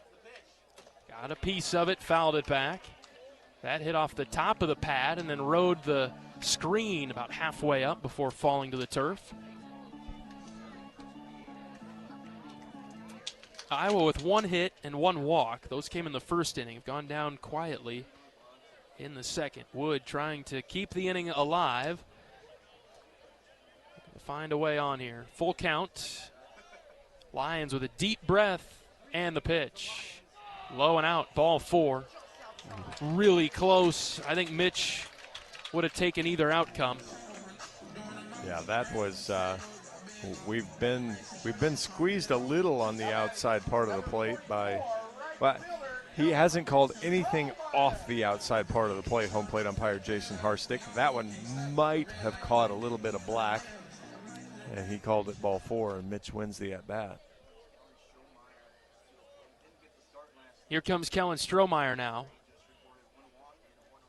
Time to get his bat hot down the stretch here. Big shift over to the right for Strohmeyer, the left-handed hitter. I need to, I don't know if correct myself is the right term, but to get Kellen's bat hot again, I mean, the guy's batting .310. It's been a little bit streaky, though. Coach Heller did say that yesterday. With 2 outs, first pitch to him, he popped up. Shallow center, shortstop drifting back, still drifting, and he makes the catch. Cody made the play. And that is the 3rd out. We're through 2, UIC 3, and Iowa nothing. We're back after this on the Hawkeye Radio Network from Learfield. You power your day with passion and purpose. It's the same for Alliant Energy.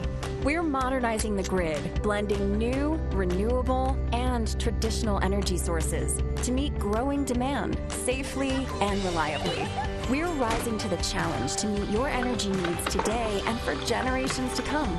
Visit AlliantEnergy.com/poweringBeyond to learn more. Hello, Iowa. Here's a promise. Wherever you are in this great state, University of Iowa Healthcare is here for you, even if you never walk through our doors. Educating, caring, leading research, sharing our expertise with all. Because we believe that UI Healthcare is here to make all of Iowa better. UI Healthcare, changing medicine, changing lives. Visit uihealthcare.org.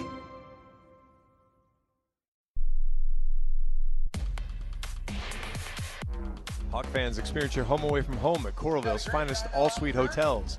Homewood Suites and Home to Suites by Hilton each offer guests spacious suites, complimentary breakfast, 24-hour fitness center, pool, hot tub, guest laundry, and convenient locations.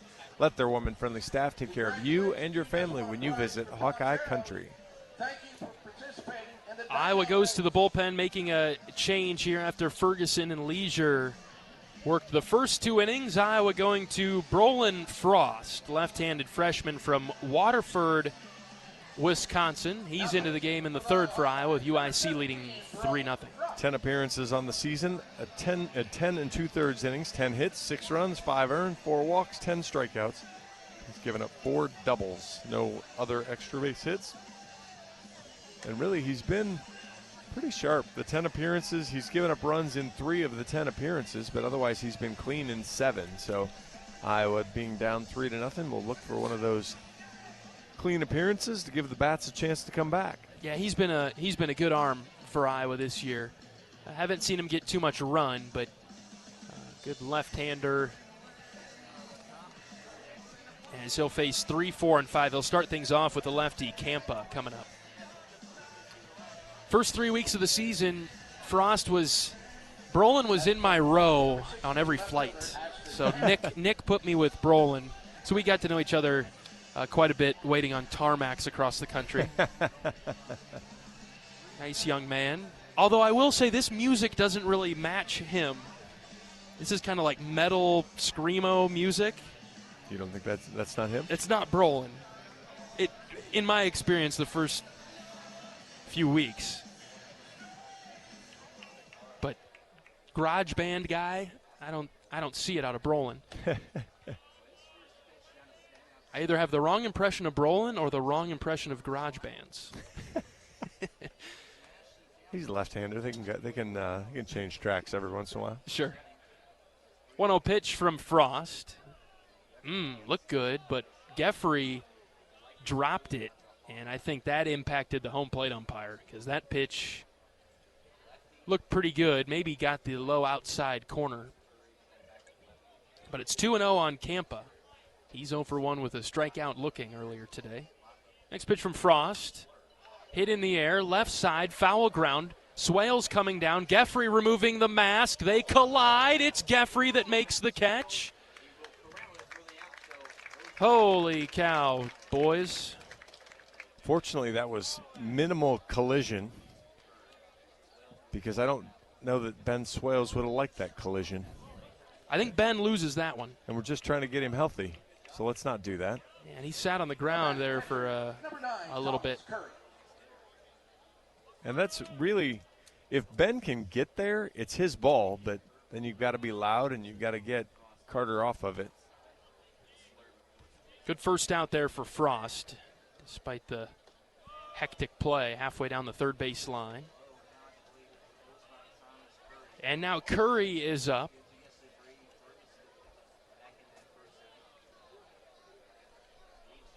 Left versus right, the 1-0 from Frost. Hit on the ground to Mitchell. 2 hops out to Gable. He collects it and throws it over to Caleb. 2 down in the Flames third. Hawkeyes making a nice defensive play there. Frost off to a good start in this inning. 2 up, 2 down. He's been in the zone, fell behind 2-0, but then came back with a good pitch on 2-0 to get the out, and then got in the zone quickly there and got an easy second out.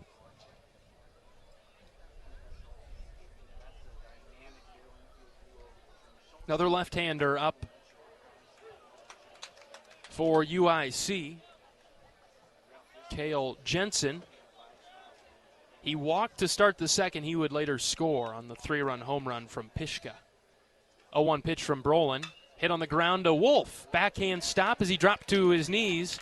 He pops up and takes it to the bag himself. 3 up, 3 down for the rookie Brolin Frost. Very well done in the third. We'll see if the bats can get going with Swales to lead things off when we return. UIC 3, Iowa nothing. This is Hawkeye Baseball from Learfield. If you or someone you know is having thoughts of suicide, experiencing a mental health or substance use crisis, or just needs someone to listen, 988 provides a direct connection to free, confidential, and compassionate support. When you call, text, or chat 988, you'll be quickly connected to trained crisis counselors who will listen to your concerns, provide support, and connect you to additional resources if needed. There is hope. You are not alone. For 24/7 support, call or text 988 or chat 988lifeline.org. We love it when the Hawkeyes do their thing, because if there's anyone who can appreciate building a legacy, it's John Deere. We've been growing our team since 1837, recruiting the best thinkers, doers, and makers to craft innovations that outpace the competition. Because whether it's cultivating the earth with a tractor or reshaping it with a 40-ton excavator, the machines we build are building America. Nothing runs like a Deere.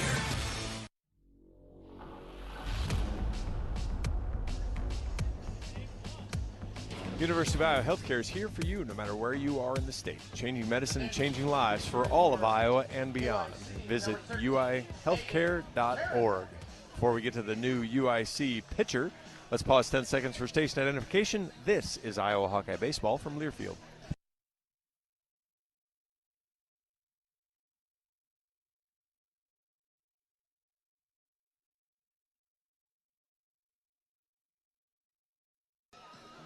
New pitcher in for the Flames is left-hander Aiden Terronez. He is a freshman from Sherrard, Illinois. 16 appearances on the year. He's 1-0 with a 5.06 ERA. 16 innings, 15 hits, 10 runs, 9 have been earned. Only walked 6 and struck out 28. Opponents hitting .231 against him, but have gone for extra bases. Fastball will get up there around 90.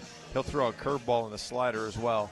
Throws it from down a little bit. He'll be kind of more on the real first base side, down a little bit lower. And the breaking balls will have a lot of spin, so left-handers will want to sit on the dish a little bit and see if they can get that outside, and because it'll sweep away and out if they're not careful. 9-1-2 coming to the plate for the Hawkeyes. Swales runs to me. Iowa needs a few. Down 3-0, bottom 3. Might as well start chipping now. Down and in around the shins, ball 1 on Swales.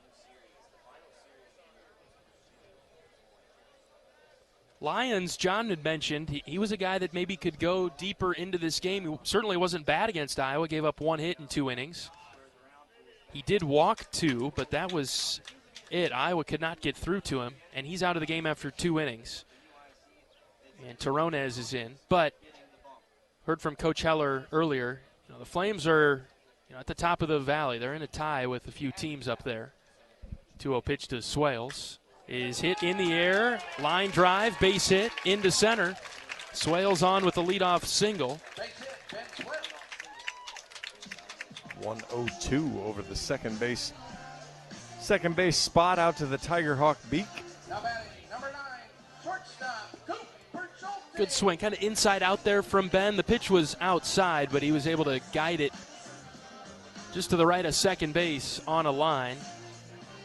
Second hit of the game for Iowa. We'll flip it to the top for Schulte. Yeah, we talked about that yesterday, kind of going to where those pitches were when they were attacking outside. Swales, great job of that there. Yeah, he nailed it. First pitch to Schulte, breaking ball all the way across the zone, landed on the inner third for a strike. Wind continuing to lightly ripple out to center. Sun setting over our left shoulder. Shadows going to be a factor shortly. 0-1. Just down, 1-1. And Terronez is one of the UIC, won't call him high leverage relievers, but he's got the 3rd most appearances on the team. So they're not pitching from the bottom up like we saw a little bit yesterday. Runner taking off, pitch is outside, throw down, bounced its way, and Swales got there. Ben got an incredible read. The catcher had no chance. I thought Ben could round second and look to third. He had such a great jump there. I looked down for a moment, and I looked back up as the ball was on its way to second. Did that hit something? That bounced between the mound and second base. Runner in scoring position for Schulte, the 2-1, off the edge, away from him, 3 balls and a strike. UIC had a game yesterday, lost to Northern Illinois by 1 run. As I'm looking, I looked at the box score from yesterday, their game against the Huskies. They used the bottom half of their pitching staff in that loss. 3-1 to Schulte. Hit in the air, foul over to the right. Full count now. So you're going to say we might see Mark Eddy today, the best reliever they've got. Yeah, he did not pitch yesterday. That's Mark Eddy. I didn't see Zach Millsap either on the list. Then we roll into some starters. 3 balls and 2 strikes. Nobody out. Runner at second for Iowa in the 3rd. The next pitch to Schulte Ooh, sharp line drive into the Iowa dugout, heads up. Wow. Woo! Look out, Casey Soley. Look out, Ty Plummer. Look out, Coach Heller. That was just to his right. Haven't seen one of those. Not for a while. That loopy curveball, and Coop realized it was going to be a strike and had to fight it off. Had a lot behind it. Another 3-2. Hit on the ground is short. Swales has to go back to second. Long throw across the diamond in time to get Schulte. Not a productive out for Cooper there.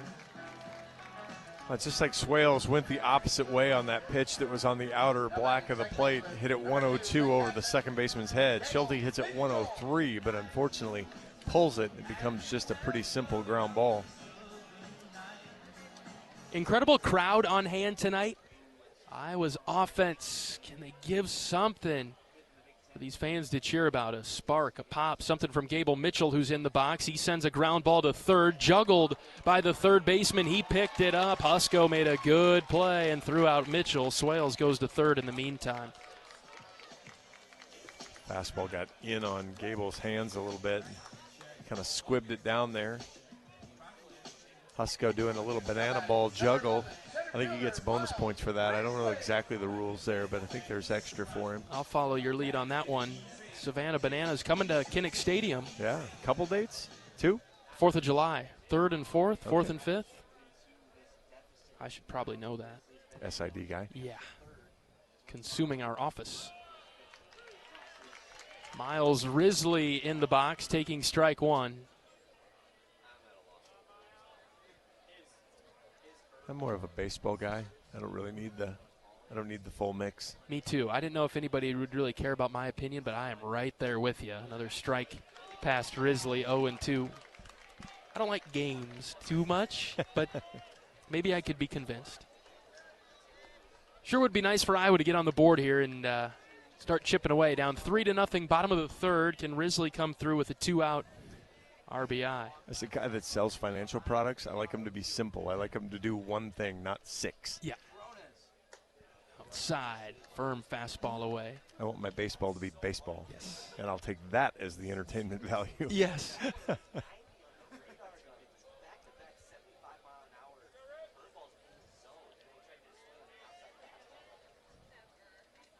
Tarona's ready. He's the left-handed reliever for the Flames. The 1-2 to Risley. Swing and a miss. Miles strikes out.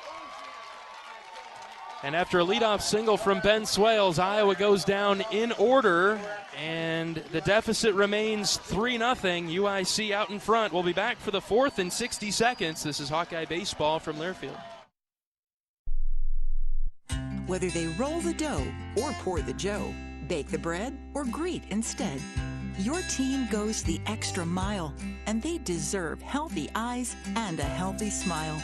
For plans that cover businesses of all sizes, Delta Dental customizes.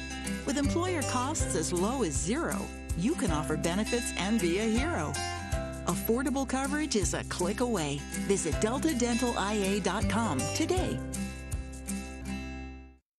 Hey everyone, David Kahn here. It's time to play ball. The 2026 season is upon us, and the best way to get in the game is by listening to College Sports Now's official baseball podcast, Dugouts, Dumbbells, and Dingers. Each week, we'll have exclusive interviews with players and coaches that take you inside the locker room as we unpack the top stories of teams all across the country. We're delivering our best fastball, so step into the batter's box and tee us up. Available wherever you podcast on the College Sports Now feed or on YouTube. Just search Dugouts, Dumbbells, and Dingers.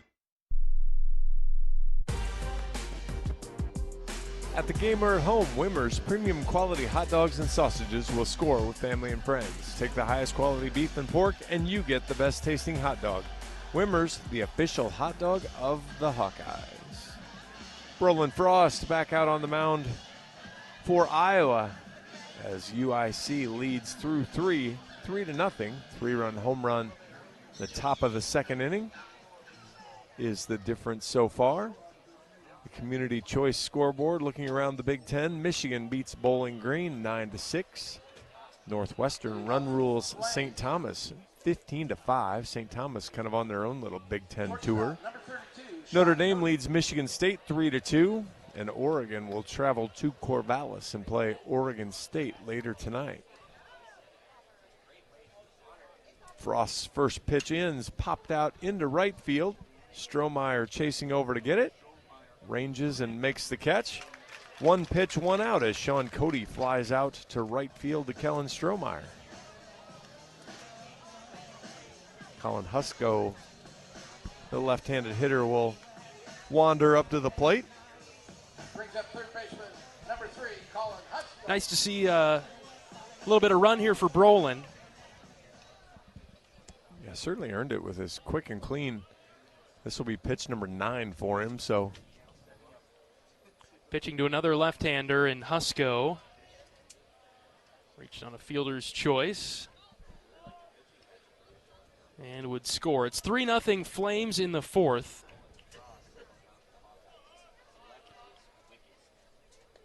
Downstairs from Brolin, blocked by Geffrey.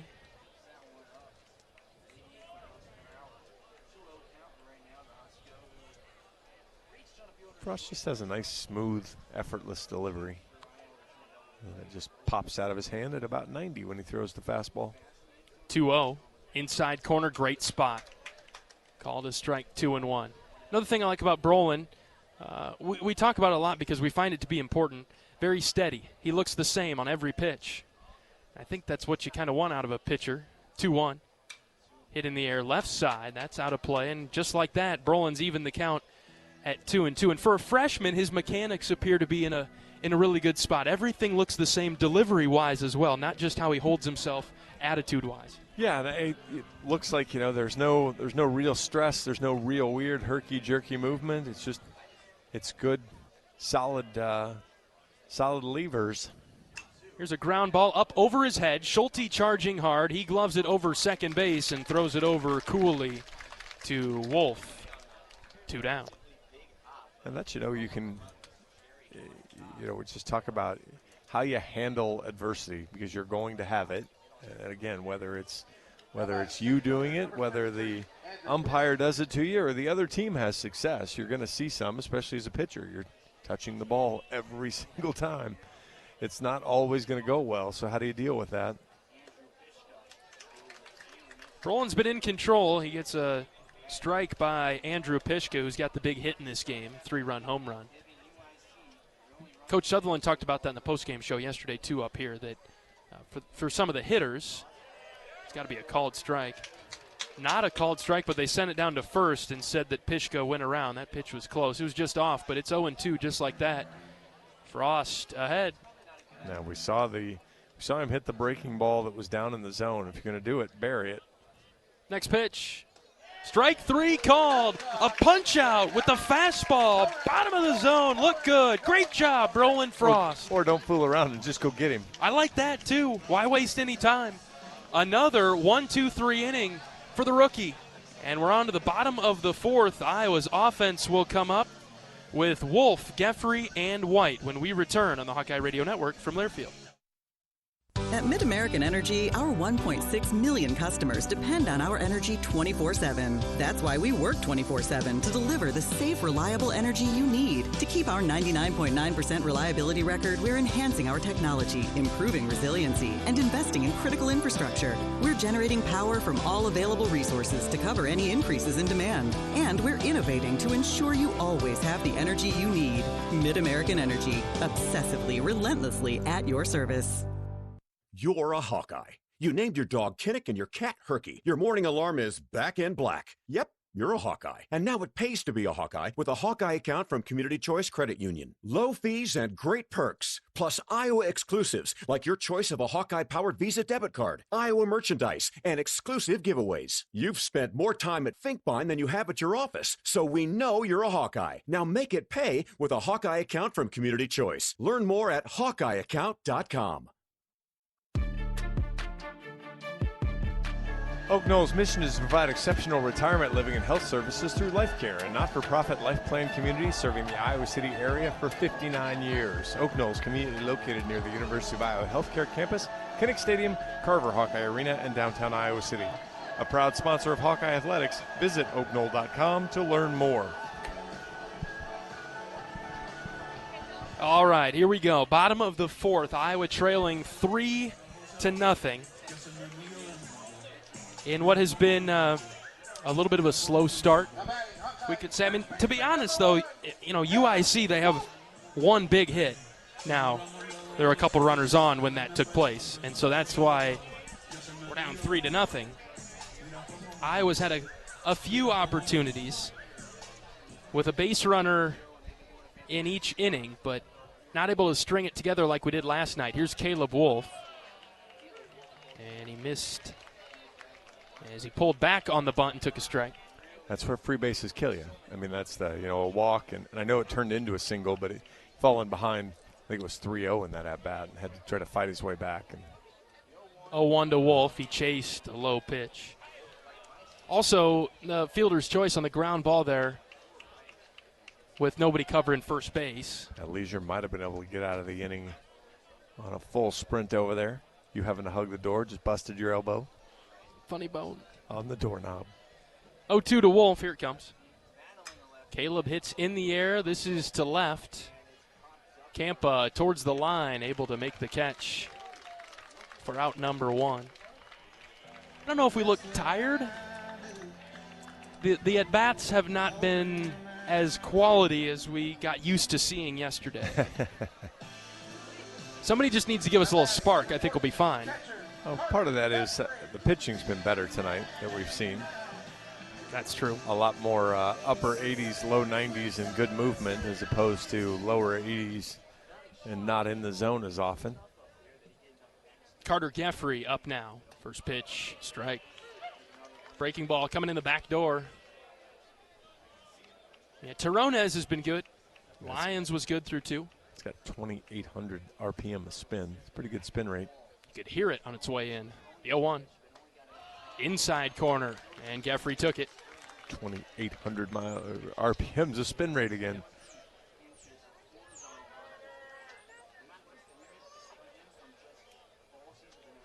Think the fastball's coming. 2 spinners in a row. We'll see. Catcher setting up a mile outside. The 0-2 is the fastball in the opposite batter's box. Like we mentioned earlier, UIC pitched the bottom half of their pitching staff against Northern Illinois last night. Still almost won the game. 1-2 to Geffrey. Carter laces this one into left field. And it kicked away from the left fielder. Got by him. Carter's headed for 2. Single and an E7 as Geffrey, he spanked that one. So he got Risley after the 2 breaking balls. He got him on a fastball up and away, kept it out of the zone, but it was competitive. His first fastball, you said, you kind of hit it, missed by a mile. That fastball he left right in the middle of the plate. Geffrey 105 at the left fielder, who then too hot to handle, even 300 feet away. And the Hawks get the extra base. See if they can make it hurt.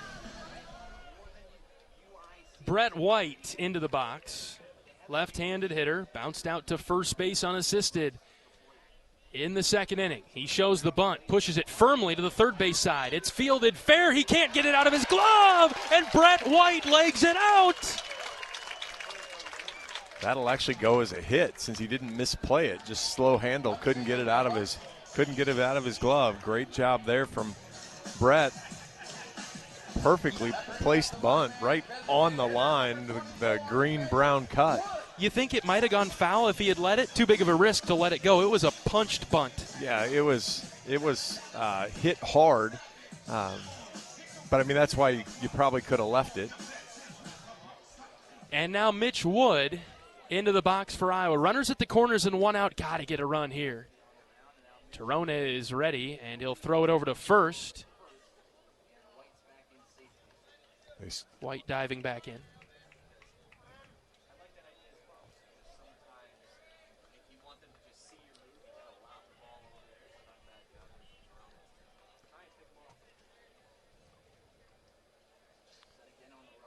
Long pause from Terronez. He delivers to Wood. Mitch swings and misses.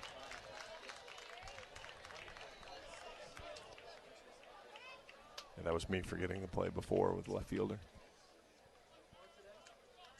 Mitch batting .293, has 5 home runs, second on the team.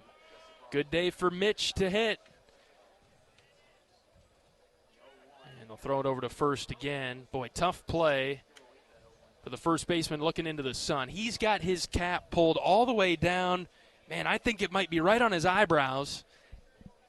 And he's using his hand to shield his eyes from the sun, looking right into it past the football facility. Well, we joked about it yesterday. With throw over there was either going to hurt the base runner or the fielder because you just can't see that ball at all.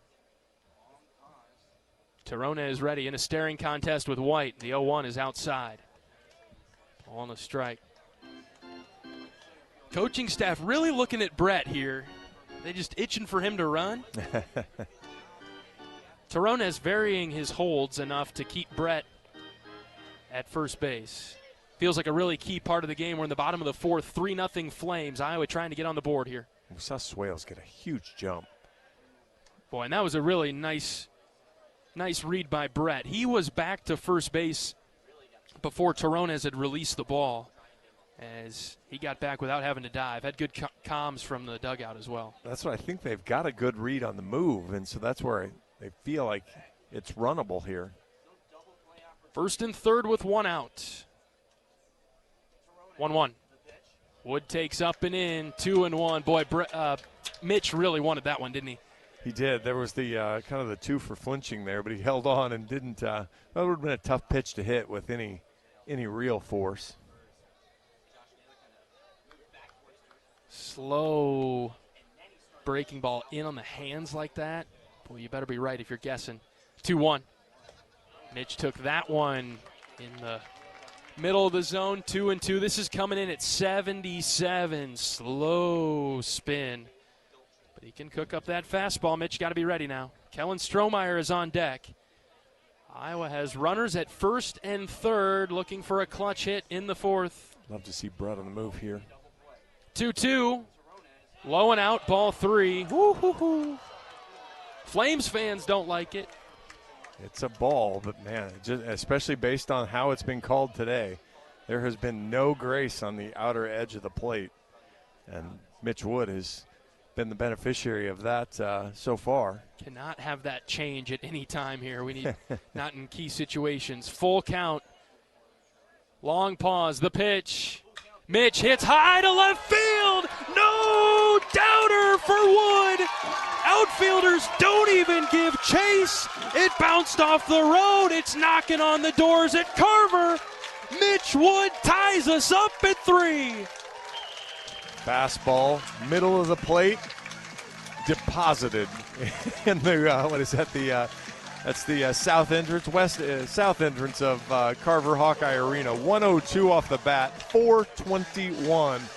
Mitch is seeing the baseball, I think, is a fair statement right now. A beach ball coming in for him. That was a no-doubter of all no-doubters. That's why you don't swing at the breaking balls that are nibbling the edges. You wait for a pitch you can drive, and Mitch drove it. How about that for a crowd pop, too? This crowd went nuts for that. We're tied at 3. Here's Kellen Strohmeyer taking a low outside strike. Some liveliness now to those wearing black and gold. Yeah, see, if Stroh would pull the bunt, first baseman's back, left-hander falling off the mound to the third base side. Next pitch to Kellen, just outside, 1-1. That's a good take from Kellen. We've seen him go after that pitch a few times before. Well, especially when he's down in the count, then he kind of expands the zone a little bit. We've talked about just kind of that battling confidence a little bit.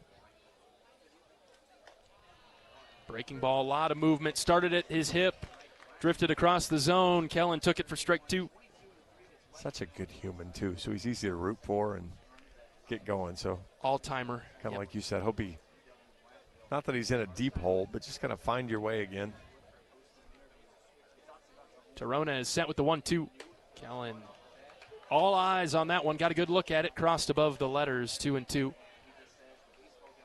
Yeah, went from an opportunity of player of the week numbers there the first game Friday/Saturday to just an okay weekend.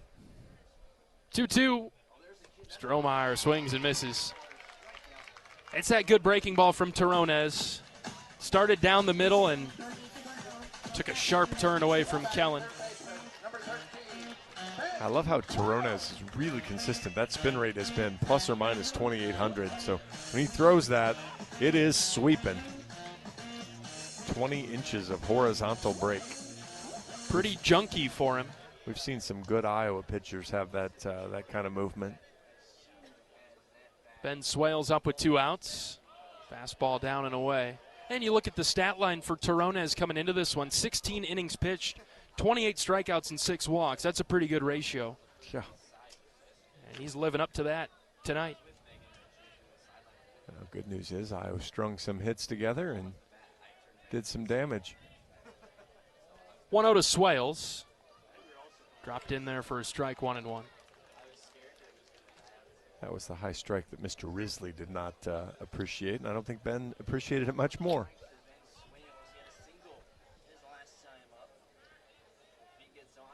Count even at 1. Swales out in front, saying hello to Coach Pearson down the third baseline, just wide of him, and it's 1-2. I don't think it's, you talk about hanging a breaking ball. I don't think when it's high like that, I don't think he's hanging it. It's not popping like that. It's just a higher pitch. Yeah, he's just changing the elevation of the pitch.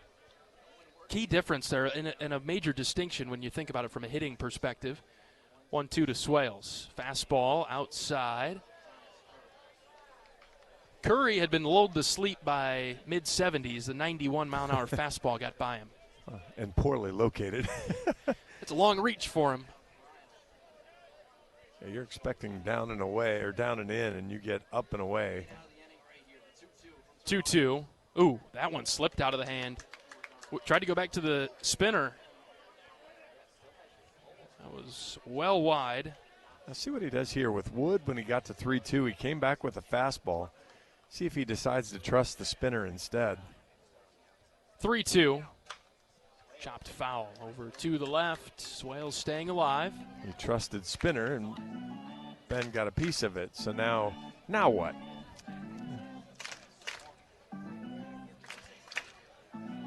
He's been able to put it pretty much anywhere. He's come in the back door against righties. He's broke the inner third. We'll see what he throws from the windup. Another payoff pitch. That's down and away. Boy, really good pitch, but off the plate and down. Swales knew it pretty much immediately as he strips off all his accessories, jogs down to first base, and is greeted by Merrick Matthews. Bottom of the fourth, tied at 3 now. Yeah, Curry snapped it up. I think he sold his infielders, but that was not a strike. And so good job there. And Schulte with a chance now to do some damage. Almost too dramatic of a frame by the catcher. Top of the order for Schulte, 0 for 2. Pickoff move to first. Swales diving back. Yeah, Ben didn't see that one as well. He got a bit hesitant. Yeah, he got a great jump when he stole the base the first time. That one he was kind of started to lean his way back and then realized, oh yeah, I got to get there. Huge lead though. Still confident in that. First pitch to Schulte, hit on the ground, just foul, third base side.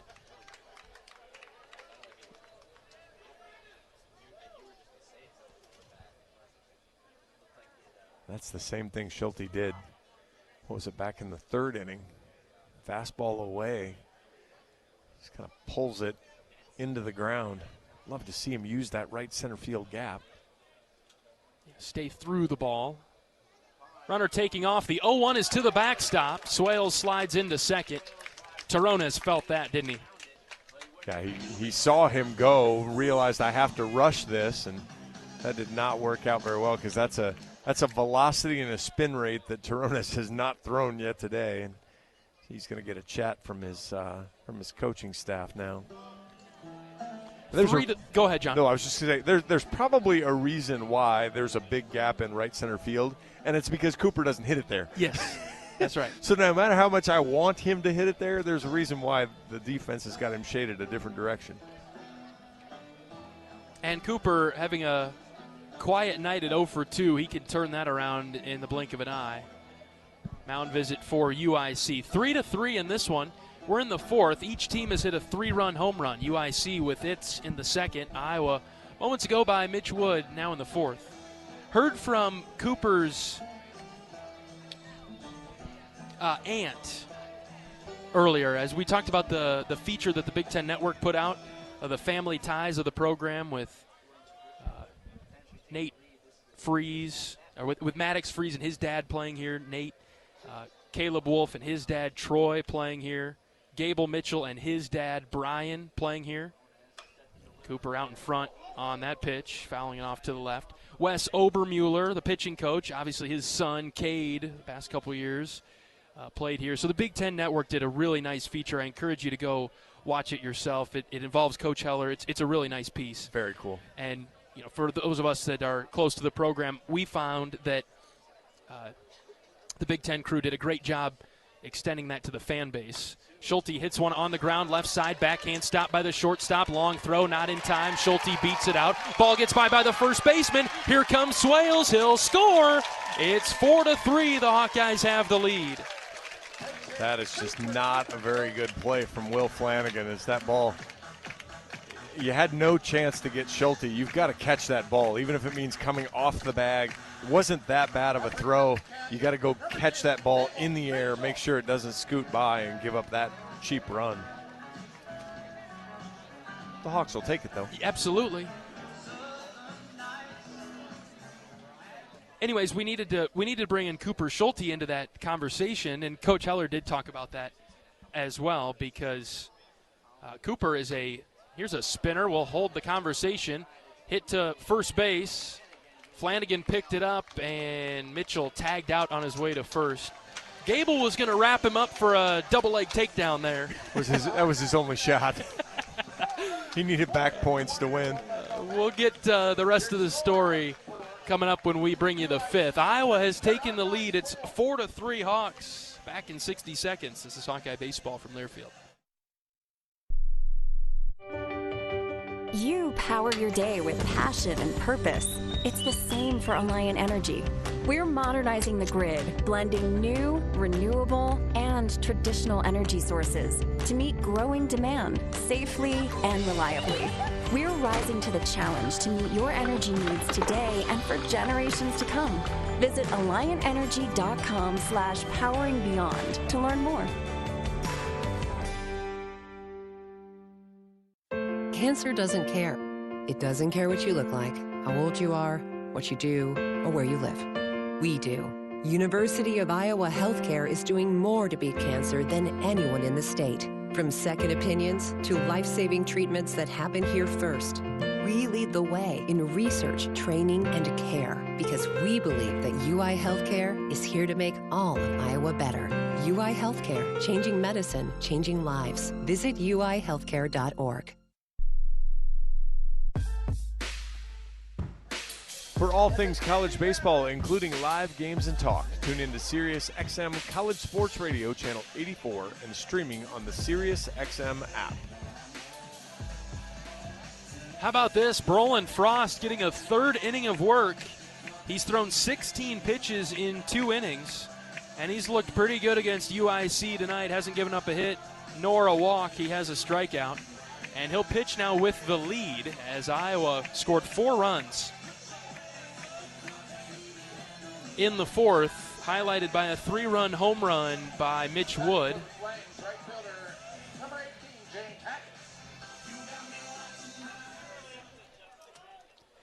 Frost will face 9-1-2, and he'll see what I would think would be 2 left-handers.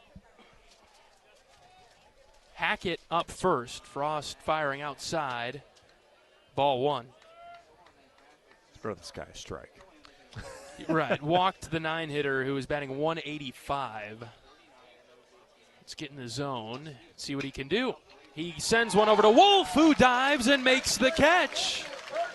All right, well struck, but Caleb positioned well. And the line out starts the 5th. All right, finish your story while he strolls slowly to the plate with Justin Schulte. Yes, I heard from Cooper's aunt to say that Cooper's actually a 3rd-generation Hawkeye. Oh, nice. Justin was here, and then Justin's uncle, Alan, played for the Hawks in the 60s. Very nice. So we have Coach Heller was on to something. that we probably could have included Cooper in this too, in the feature. When you're getting older than me, though, that's a hard one to track back. Records get sketchy when you get that old. It's been such a great group that we've had the pleasure of enjoying this ride with over the past couple of years. We had a bit of a turnover after 23-24. Lost a lot of pretty important pieces that made a regional run and had a lot of hype, especially in that 24 season.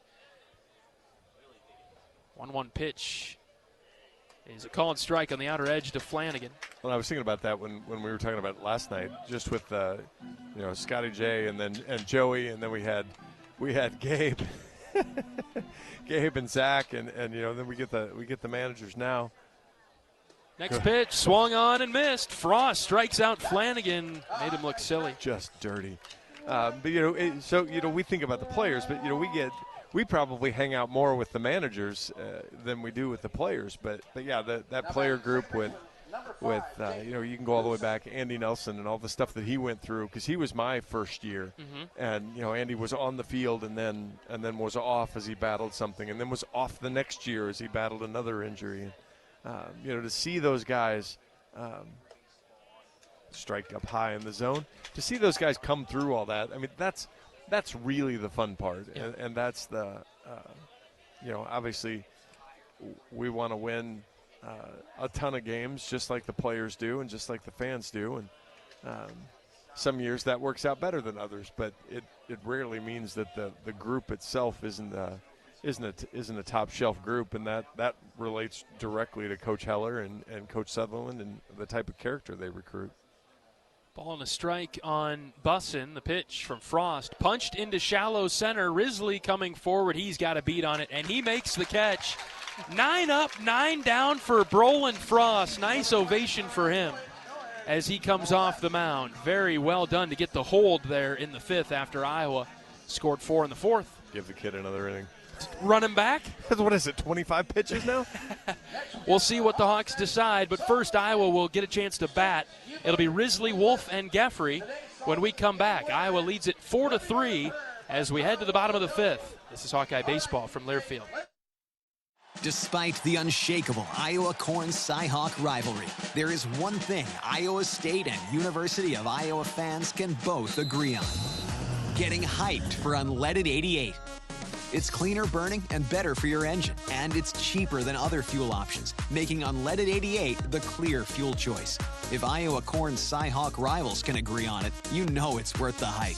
So pump it up with Unleaded 88, grown by Iowa corn farmers. Unwind in style at Riverside Casino and Golf Resort, where luxury and excitement come together. Tee off on a world-class golf course, savor gourmet dining, and enjoy premier entertainment and amenities that are second to none. Feeling lucky? Hit the slots or try your hand at our table games. There's always action on the floor. Whether you're here to relax, play, or indulge, Riverside offers more than just a getaway. It's an unforgettable experience. Visit Riverside Casino and Resort.com to learn more. New this spring, Brown Deer Golf Club in Coralville has partnered with Bread Garden Market for food and beverage operations. Let the Bread Garden Market staff plan your next event at Brown Deer and create a memorable experience with fantastic food and service. Divots Bar and Grill opens May 1st with delicious entrees for those who golf and those who love a good meal with a view. Brown Deer Golf Club, meet your next neighborhood dining experience. Third pitcher of the game coming in for UIC. This is Mark Eddy, right-handed pitcher for the Flames. He's a grad senior from Storm Lake. All right, an Iowa product for the Flames. Nice. 2-1 on the season in 17 appearances. Best ERA on the team at .318, 22 2/3 innings, just 15 hits, 8 runs have all been earned, only 5 walks to 22 strikeouts. Opponents hitting .188 against him. Fastball will be in the upper 80s, but really where he gets it is he throws a good mix of pitches, really trusts his changeup, so I think Maddox frees with that, throws that, and the key will be if he lands the spinning off-speed stuff, then he's a handful. Okay, let's see. Iowa up 4-3 in the bottom of the 5th. Outside for ball one, off speed at 75. Miles taking a fringe pitch, but it was away.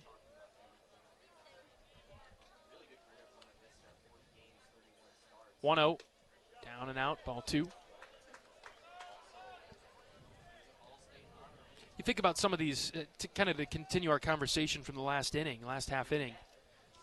You get through the 23-24 era, and you lose Petey and Huck and Rader and a huge core of a very successful run.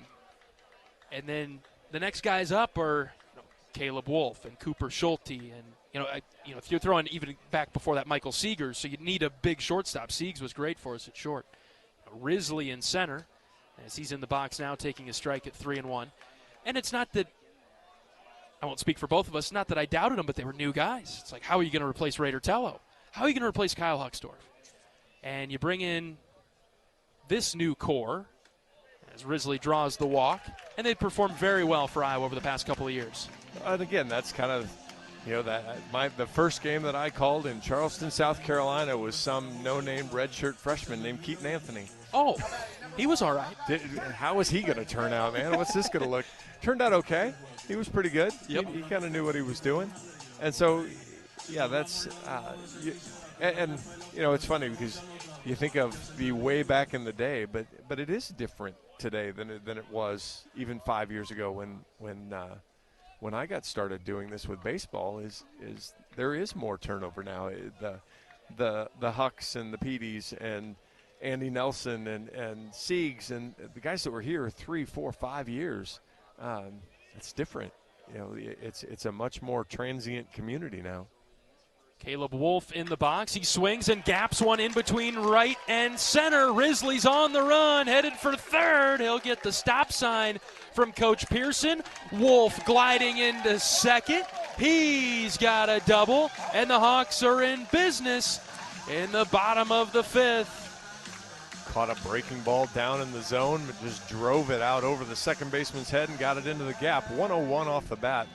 Hawks trying to add to the lead. And I would say, my message to the younger guys on this team, look at how that panned out. You trust the process. You trust what Coach Heller, Coach Sutherland, and this staff has put in place. It's worked everywhere. Trust it, and look what can happen. Yeah, and Iowa's also been fantastic with the, we'll call them the one-hit wonders. Carter Geffrey, big cut. Mishit it foul over to the left. The Brendan Durigis, the Davis Cops. There's been success in the short term too. I trust Coach Heller to find those gems. He seems like he's got a good radar for that. Yeah, the guys have done all right. 0-1 to Geffrey, in on the hands, off the knob of the bat, and fouled over to the right. It's 0-2. And that's 35 to 40 years around of a lot of connections. I know the coaching staff gets calls of, hey, have you seen this guy? Have you looked at this guy? And so some guys that might be a little under the radar somewhere, they've been able to chase it down. Infield has come in now for UIC. Runners at second and third, nobody out. The 0-2 to Geffrey. Check swing, he held his hands. Did not go. 1-2. Fortunate. Improvement there from Carter. Not chasing. Okay, look at this shift. UIC's got the entire infield in. They've got three infielders to the left of second in front of the bag. 1-2 to Geffrey. Low, 2-2. Boy, how about that? Risking life and limb. And Carter he's got the ability to punch it through the right side, so this is pretty bold here. 2 balls, 2 strikes on Geffrey. The next pitch popped up. This is on the infield, though. Long run for the infielders. Drifting back into shallow right is the second baseman, Bussin, making an over-the-shoulder catch and throwing it home immediately. No tag by any of the runners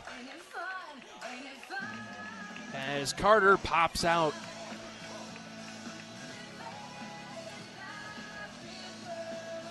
Now here's a chance. One chance survived by UIC. Brett White with a bunt single his last time up. That might not be out of the question here either. Now they've got the reverse shift on with 3 infielders to the right for Brett, who takes downstairs on the shoe tops. White with a bunt single and a run scored. Second and third for Iowa, 1 out. Hawkeyes looking to extend their lead. A lot of room on the left side of the infield. Third baseman playing in. Next pitch to Brett. He took it very off speed at 74. Okay, it's all right. Third baseman at his normal position, but in front of third base. And then 3 infielders on the right side of the infield. Base runners are Risley and Wolf at second and third. 1-1. Brett showing the bunt. He popped it up, and it is a foul ball over to the right. Fortunate that the catcher couldn't see it around Brett. Hawks will need to produce now with 2 strikes. This is one of those game-changing moments. One way or another. Yeah, you had some momentum. You were on the right track after taking the lead last inning. Threatened right away. In danger here. 1-2 from Eddie. Strike 3 called. Very top of the zone at 75. And White strikes out looking. That part has been pretty consistent. Up has been called a strike most of the day.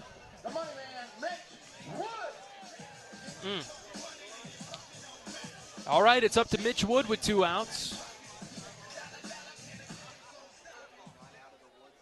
Wood with a 3-run home run his last time up. Just need a base hit here, Mitch.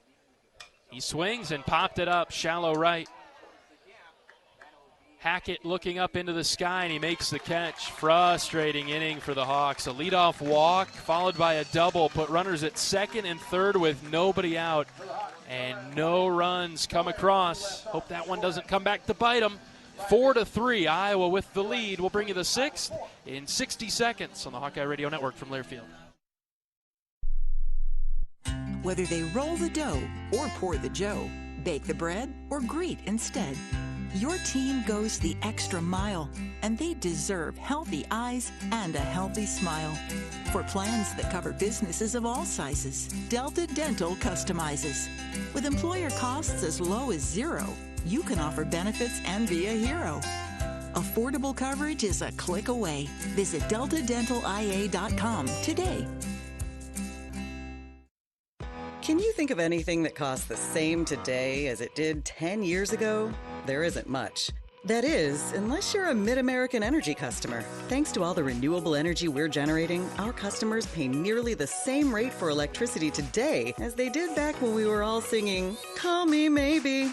And with Mid-American making even more investments in clean energy, you can count on enjoying those same affordable rates for the next decade. Now that's obsessively, relentlessly at your service.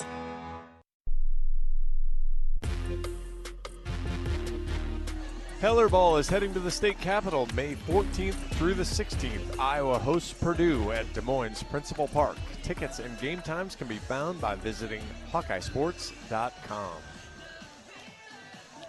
John Evans and John Leo with you from the broadcast booth at Banks. Top of the 6th, moving right along here. Iowa in front 4-3. Tightly contested game. Haven't said that too much in the midweek for Iowa this year. Iowa has several run rule victories in these types of contests, but UIC playing well lately. And they've been on their game tonight. Iowa leading 4-3 as we go to the top of the 6th, and look who it is. Brolin Frost out for another inning. He'll face Campa for the second time. He got Campa to pop up to Geffrey over on the third baseline in the third. Yeah, see how he attacks the hitters now the second time through, as everybody has had a look at him. 1-0 from Frost. Spinner up and in. Just about hit him in the shoulder. It's 2-0. I think this is what he did to Campa the first time.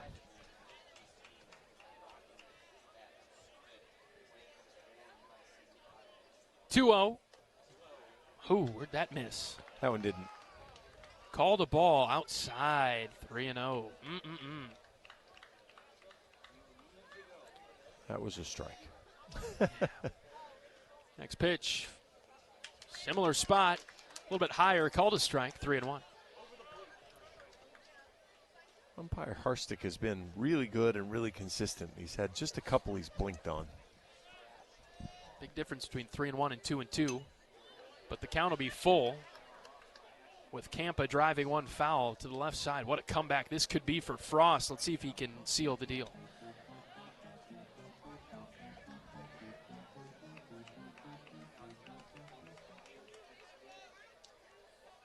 Out of the windup, Brolin's ready. The 3-2. Ground ball, first base side foul.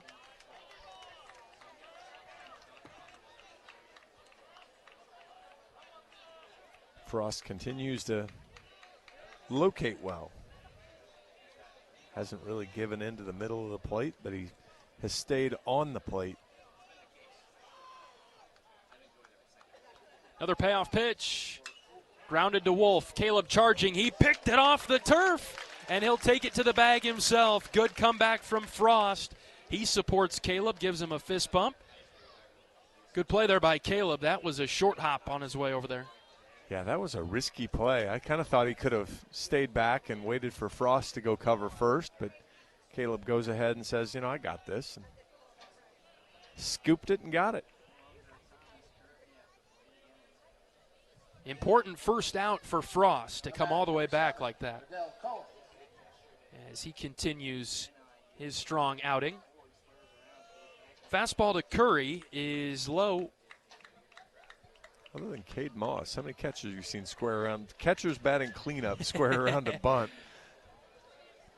Speaking of guys that hung around the program and we had a really good time with. Yeah, I feel bad that I listed all those guys and didn't name Cade. We didn't hit Ben Wilmus either. Yeah. I mean, there's a ton of guys. That's kind of the point, isn't it? Yeah, right? That's the hard part is we were inevitably going to leave someone out. 2 balls and no strikes on Curry. By far the longest that Frost has pitched in his young Hawkeye career. Back-to-back hitters, he's fallen behind 3-0. He came all the way back the last time. This will take some work as well now. Coach Heller was on the walkie-talkie, so I don't know. He better come back, or I don't think he's going to see another one with the way he's struggled a little bit here. 3-0. That's in there for a strike. Got right back in, 3-1. Curry's 0 for 2, strikeout and a ground out.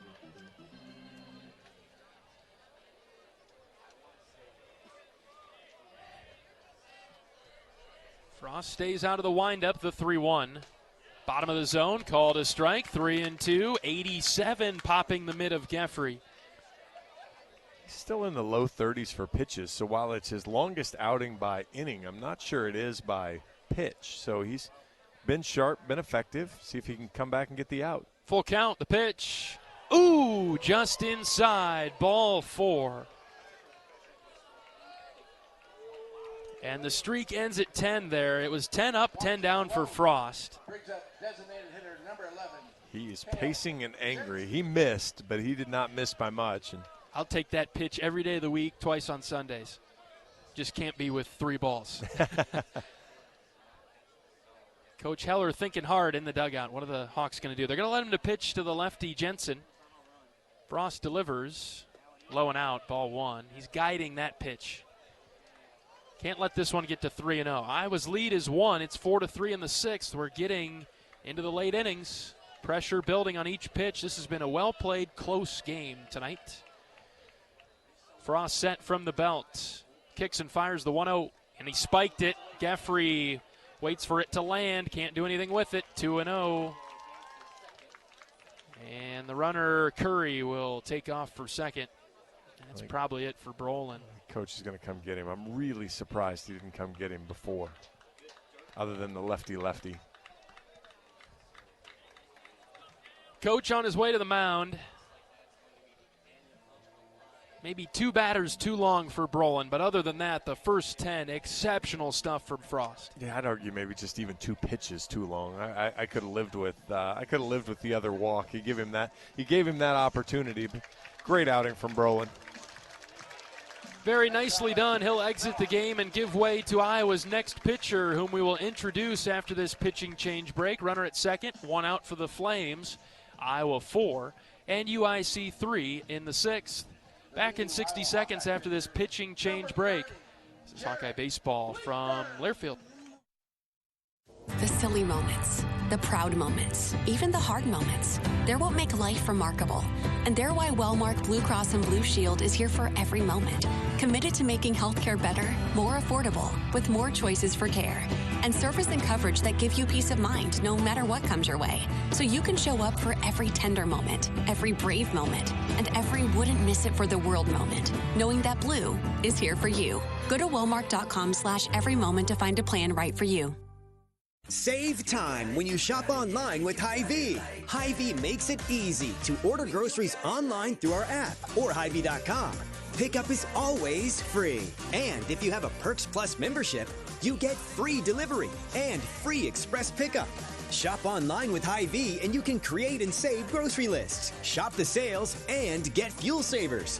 Talk about convenient. Order groceries online today. Check out Hy-Vee.com or download the Hy-Vee app.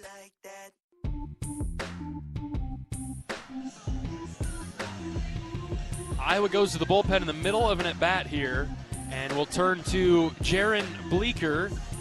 Bleeker into the game as a right-handed sophomore from Sergeant Bluff. 3-4 on the season in 11 appearances, including 5 starts, a 6.46 ERA. He's thrown 39 innings, 48 hits, 30 runs, 28 of those earned, 13 walks, 34 strikeouts. He's given up 14 extra base hits. It's been...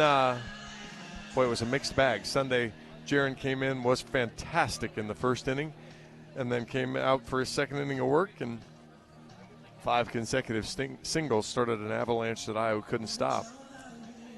And it's kind of been the tail of the season. Now, Jaron has been very steady, very level-headed, just like we've talked about with a couple of the arms for Iowa this year.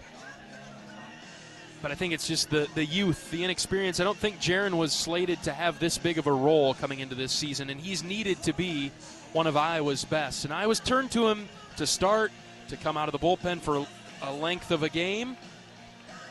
Still trying to figure out where Jaron belongs in the rotation or out of the bullpen. Yeah, and that's you just hit the story of the season, unfortunately, right now, is we're approaching the end of April, and we're still trying to figure out where some pieces are, and we still have TBDs on the weekend rotation. So he enters in the middle of an at-bat, making it even tougher than the middle of an inning. 3 balls and no strikes on Jensen after he missed outside on his first pitch. Runner at second and 1 out. Iowa shifted over to the right a touch. 3-0 from Bleeker inside. 2 straight balls out of the pen from Jaron. And runners at first and second now for the Flames and 1 out. How about a ground ball? So that walk will actually go to Frost. So both runners are Frost now on base. So he needs some help from his bullpen buddy, Jaron Bleeker. And you're exactly right. Bleek is good at getting a ground ball. Keep that fastball down and get out of this inning. He'll face Sean Cody, right-handed hitter. Bleeker delivers. This is actually hit in the air. Left field, White drifting over. Brett's camped underneath it. He makes the easy grab for out number 2. Jaron put that right in the middle. Cody missed it, fortunately. Got away with a little bit a speed that Cody was not expecting. So a little bit off of it, had him just a touch out front. Got the can of corn to the left. And now Husko is up. He's hit 2 ground balls tonight. Reached on a fielder's choice in the second over to Wolf, and then grounded out to Schulte in the 4th. First and second for UIC with 2 outs in the 6th. Iowa holding on to a 4-3 lead. Here's a ground ball. Wolf dives, knocks it down. It gets by him briefly. Mitchell picks it up. He's going to have to throw it home. Play at the plate. Safe. And we're tied at 4. Long run for Wolf. He dove. Got a glove on it, but not in the glove. And Husko ties the game up. boy, a ball you got to find a way to keep it in front of you. Unfortunately, just kind of popped out of Wolfie's glove. Mitchell, great hustle to get over there and try to make a throw, but just a beat too late. And now we'll see Pishka, who's got the big home run for UIC. We're tied at 4 in the 6th with 2 outs, runners at the corners for the Flames. Bleeker delivers inside. How did that hit him? Somehow it did not. Missed in around the thighs. 1 ball, no strikes. So we put the score in the wrong inning, right? Correct. We are in the 6th. Good. You're not losing it. Not sure if I was time traveling. Just making sure. 1-0 from Bleeker, outside, ball 2. Jaron overthrew the fastball. Yeah, it just looks like he's aiming instead of that smooth catch playing.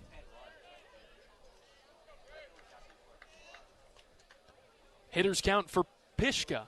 2-0. Low.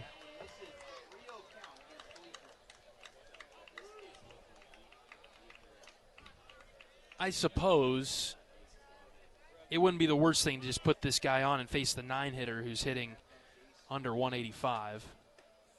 Bleeker's going to continue to compete here and throw a strike at 3-1.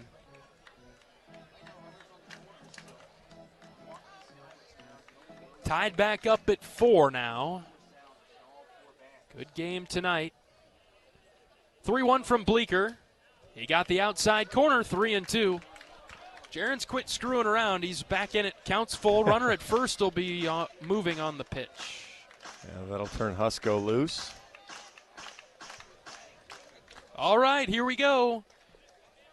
Bleeker from the stretch. The 3-2 hit on the ground to second. Gable Mitchell charging. He's got it. He throws to first for the out.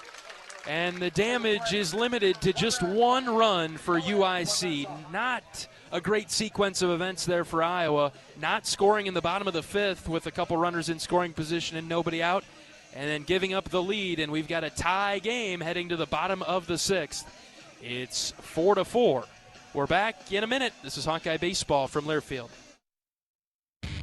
Here come the Hawkeyes. And a Stockie racing to the basket, layup good. Iowa Athletics is gearing up for another amazing season filled with exciting matchups and electrifying plays. Working hard into the corner. Catches a 3. Get your game face ready and come on out to cheer the Hawkeyes on all season long. Visit HawkeyeSports.com to find tickets, schedules, game times, and more on Iowa. Go Hawks. Touchdown! Touchdown, Iowa! Save time when you shop online with Hy-Vee. Hy-Vee makes it easy to order groceries online through our app or Hy-Vee.com. Pickup is always free. And if you have a Perks Plus membership, you get free delivery and free express pickup. Shop online with Hy-Vee and you can create and save grocery lists, shop the sales, and get fuel savers. Talk about convenient. Order groceries online today. Check out Hy-Vee.com or download the Hy-Vee app. Bottom of the 6th inning coming up. We're tied at 4. Let's pause 10 seconds for station identification. 10-second station ID. This is Iowa Hawkeye Baseball.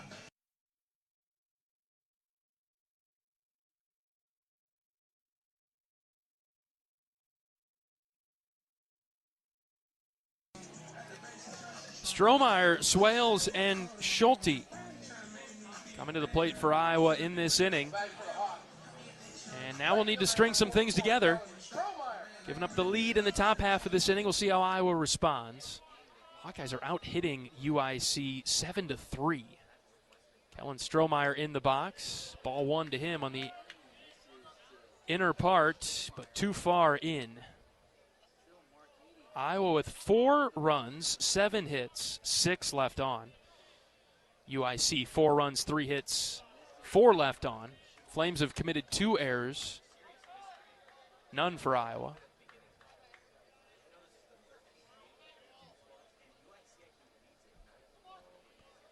Two 2-0 on Strohmeyer. Mark Eddy continues to pitch for the Flames.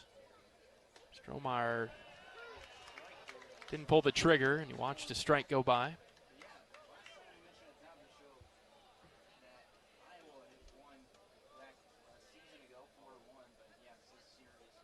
Kellen 0 for 2 with a strikeout. Pitch is low and in. 3 balls and a strike.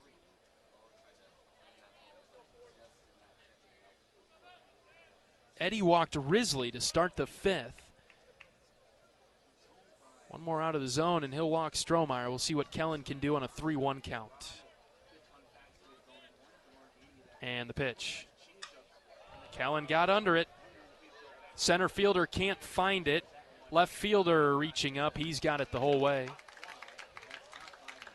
And Strohmeyer flies out. Center fielder can't find it. It wasn't anywhere near him. Yeah, he went palms to the sky. Had me fooled. But you're right. That was routine for the left fielder. That's tough. You're going to offer on 3-1. You got to hammer that thing.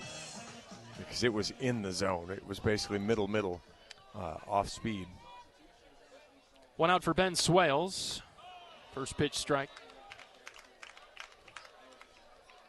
I know Swales hit the last ball to right center field, but I don't know that a massive shift to the opposite field is the play on Ben. That's interesting. 0-1. In on the handle and flared foul on top of the clubhouse first base side. 0-2. That ball's got a chance to stay. It's rolling back. Getting to the bullpen so we don't have to wait any longer. It's rolling all the way back, and it comes onto the field to play. Somebody's going to come in and grab it. 0-2 on Swales with 1 out. The base is empty. The pitch. Downstairs. Curry popped out of his stance, came forward to knock it down. I have full respect to catchers that do that with nobody on base. Just go ahead and take it for the team, even though it means absolutely nothing. Right. 1-2, swing and a miss. Swale strikes out. Off speed that stayed away the whole time. And now we'll go to the top for Cooper Schulte. Now batting, Hawkeye shortstop, number 9, Cooper Schulte. Yeah, stick to my early contention. This game still just feels weird.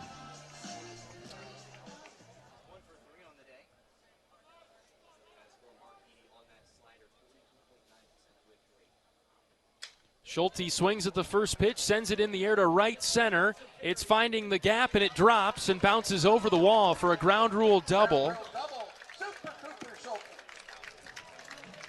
2 out. Double for Cooper. That was a good job there. That's what we've been talking about with him.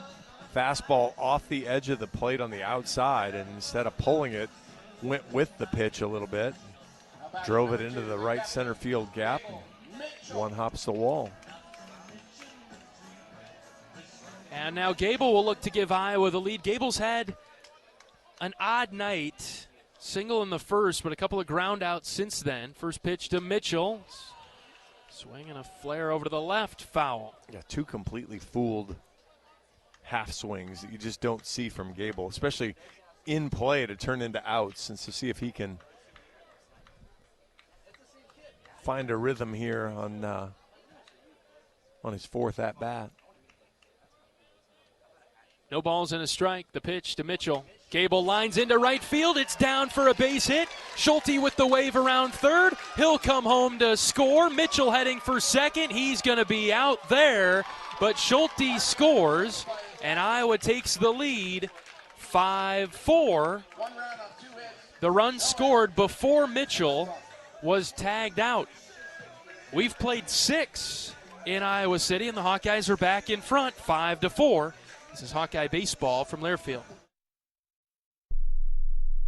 The silly moments, the proud moments, even the hard moments. They're what make life remarkable.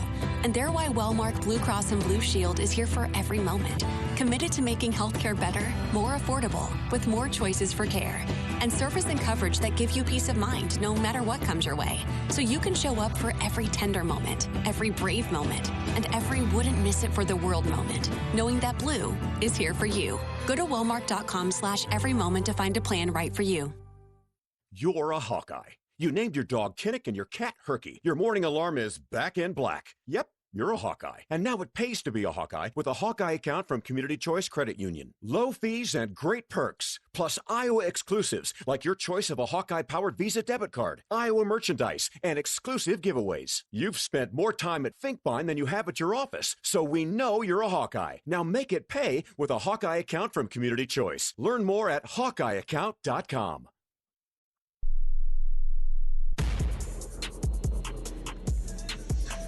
Jaron Bleeker back out to the mound for the top of the 7th inning.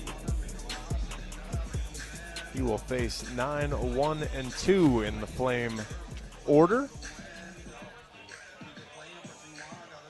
Jaron came in and relieved Brolin Frost, who was outstanding. 3 1/3 innings for Frost. Did not allow a hit. Walked 2. Allowed a run. Had a wild pitch in the 12 batters he faced, but he was really good.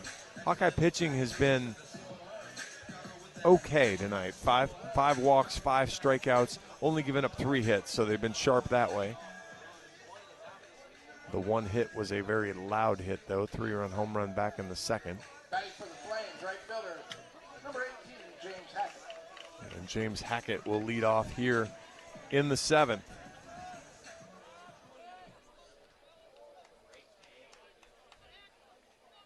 The left-handed hitter steps in. And Bleeker deals. Line drive right down the third base line. Third base coach with a little limbo out of the way. Gumby out of the way, maybe. 0-1. Hackett 0 for 1 on the day. He's got a walk. 179 on the season. Lined out to Wolfie. Swings over the off-speed pitch there, and Bleeker's ahead 0-2. Just 5 hits on the year, but 3 of those are for extra bases. Driven in 6 runs. The 0-2 from Jaron. Up high, ball 1.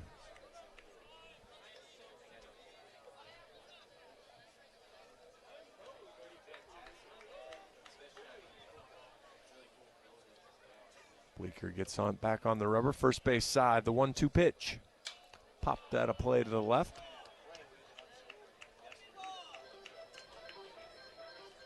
See what role Jaron ends up with this weekend. He's the Sunday starter, the Sunday finisher. The 1-2. Ground ball up the middle. Schulte will range onto the second base side. Fire it. Gets him. Hawks had a small shift on. Cooper Schulte well onto the second base side. Picks it up. Fires over to Wolf for the first out of the 7th.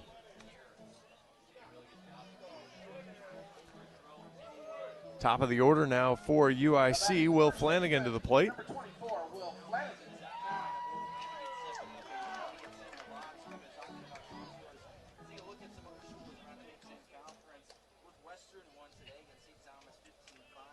Left-handed hitter steps in. First pitch. Down and away. Ball 1. 229 on the season. He's 0 for 2 today. Walked to lead off the game. Fielder's choice in the 2nd. Struck out in the 5th. Bleeker on and ready. Flanagan steps in. The 1-0. Popped out of play down the left field line. 1-1.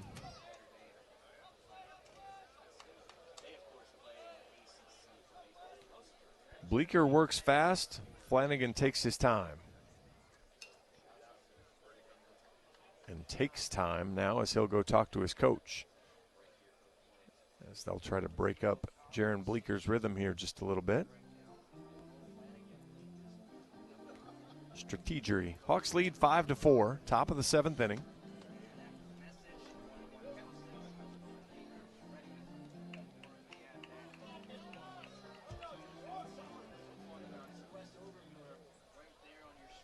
Flanagan back in the box, ready. Bleeker climbs the hill, he's ready. 1-1 pitch.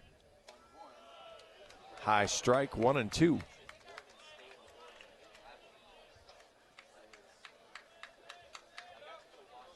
Bleeker usually does a nice job being in the zone. It's a matter of how often he's middle of the plate. The 1-2. Perfect pitch, outside corner, strike 3 called. And there's 2 away here in the 7th. Carter Geffrey really wanted to run to the dugout there on the 3rd out, but he'll have to catch one more out this inning.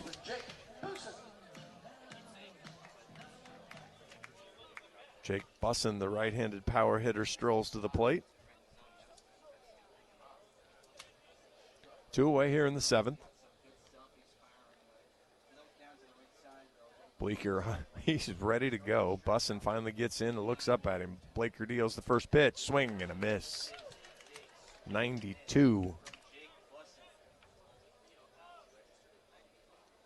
These top couple hitters for UIC do not get in the box in a hurry. Looks up, Bleeker goes, 0-1. Outside, just outside, 1-1. We've had a very consistent zone on that part of the plate. Not much off the edge has been given. 264 for Bussin, the 1-1, swing and a miss. It's 1-2. Does have 12 home runs though, but 53 strikeouts now and just 10 walks. He is not going to get cheated and going to get his hacks. 1 ball, 2 strikes. Bleeker's ready. Bussin's ready. The pitch. Line drive out into left center field. Risley will have to track it down on a hop. Gets it into second in a hurry, and a big turn will stop Bussin at first. Great play there from Risley as that ball was roped. But Risley getting over there quickly stops the try for extra bases. But that'll keep the inning going. Ashton Kampa. Maybe the best all-around hitter on UIC's team. 343 on the season. He's 0 for 3 here tonight. Bussin at first. Probably not a threat to run. 4th hit of the game. That ball's popped out of play. Over the third base dugout. Bussin's hit was the 4th hit of the game for UIC. 4 runs, 4 hits, 2 errors. Iowa 5-9-0. UIC's left 4 on. Iowa's left 6. 0-1 pitch from Bleeker. Ground ball to Wolf. Makes the backhand stab and casually strolls to first for the 3rd out. Take a stretch, Hawkeye fans. Hawks lead as we head to the bottom of the 7th inning, 5-4. We'll be back in 60 seconds. This is Hawkeye Baseball from Learfield. If you love great Hawkeye stories, don't miss the Fight for Iowa podcast with Gary Dolphin. Each week, Dolph brings you in-depth conversations with the athletes, coaches, and community members who define the Hawkeye spirit. From big moments to personal journeys, it's the stories that make Iowa special.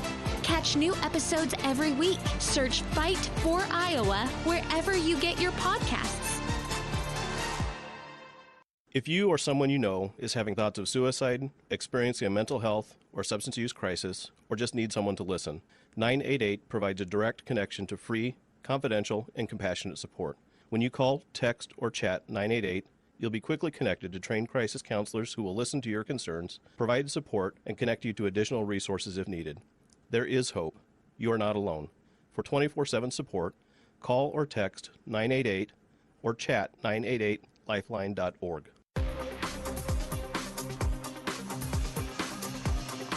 Bottom of the 7th inning in Iowa City. It's 5-4 Hawks. How about some insurance runs? Risley, Wolf, and Geffrey coming to the plate for Iowa. UIC staying with their ace reliever, Marchetti. Iowa's done okay against him. Had a huge chance in the 5th, came up with nothing, and then a 2-out rally gave Iowa the lead the last inning. Yeah, started the inning strong, finished poorly. Started poorly, finished strong, and that one at least turned into a run. Maybe if we can build some consistency into that.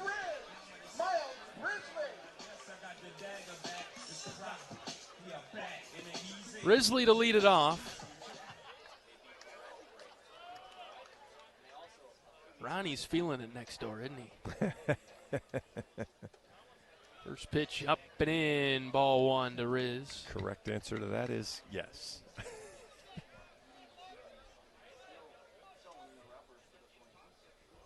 couple of walks for Risley.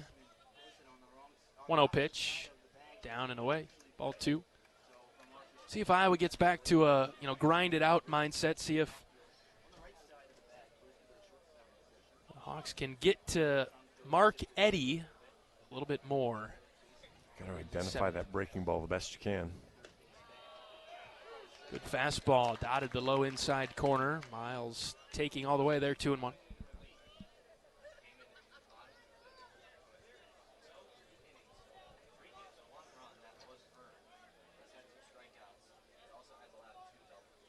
Ooh, next pitch to Risley, hit him. Clipped the sleeve of the jersey. The ideal way to get Risley's had a couple of bad ones too, but he's also had a couple of the best possible ways to get hit by pitches. And he's had kind of the full Monty of tries to get hit by pitches. Right. I know you're looking for it too. Number 11. Hit the 11th time this year. And see if he goes on the run. The lead is 1 for Iowa in the bottom of the 7th. Risley with a great lead. Quick turn and throw over to keep him around. He dives back. So that's the thing. You got a catcher that maybe doesn't throw as well. You've got a guy that's going to likely throw a bunch of 75-mile-an-hour off-speed things that he likes to work down. Good opportunity for Riz to take second base. He's going right away. Wolf showed the bunt, pulled it back, throw down is just late. Pretty good throw there by Curry. Risley got a good jump. And he takes second. But that was exactly the point there. 75 miles an hour down in the zone. Just a tough pitch for Curry to handle and throw. Did a great job with it, like you said, but just not in time. 1 ball, no strikes now. And the pitch. That's high. Oh. Called a strike? It was called a strike. I looked away. You should have. It was high. Okay. That was a changeup. That might be the first time he's blinked on a high one out of the zone. Good take. 1-1. Caleb Lines to the third baseman who caught it. Husko was leaning back. It about knocked him off his feet, and he caught it. Oh. Tough break there for Wolfie as he hits a good, solid line drive. Went with that outside fastball. Husko playing in. Self-defenses his way to a catch.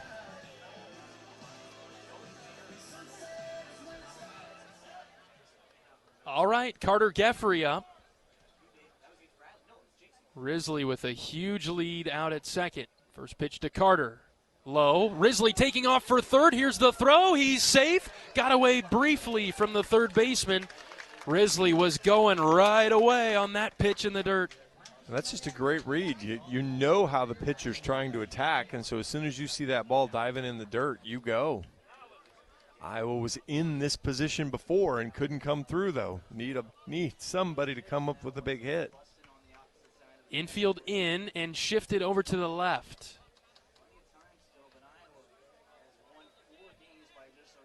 One out to Geffrey. He held up, didn't chase. 2-0.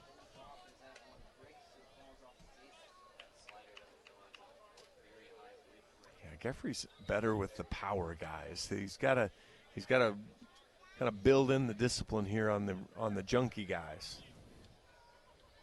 Hitters count for him. The 2-0. High changeup for a strike. Unless you're sitting on it, I don't mind that take. That's a tough one.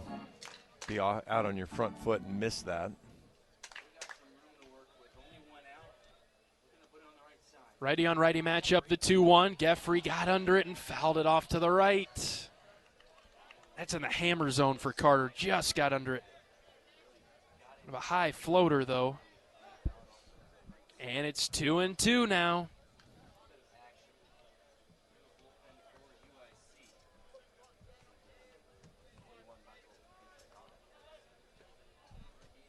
The next pitch, Geffrey skies deep to right, foul.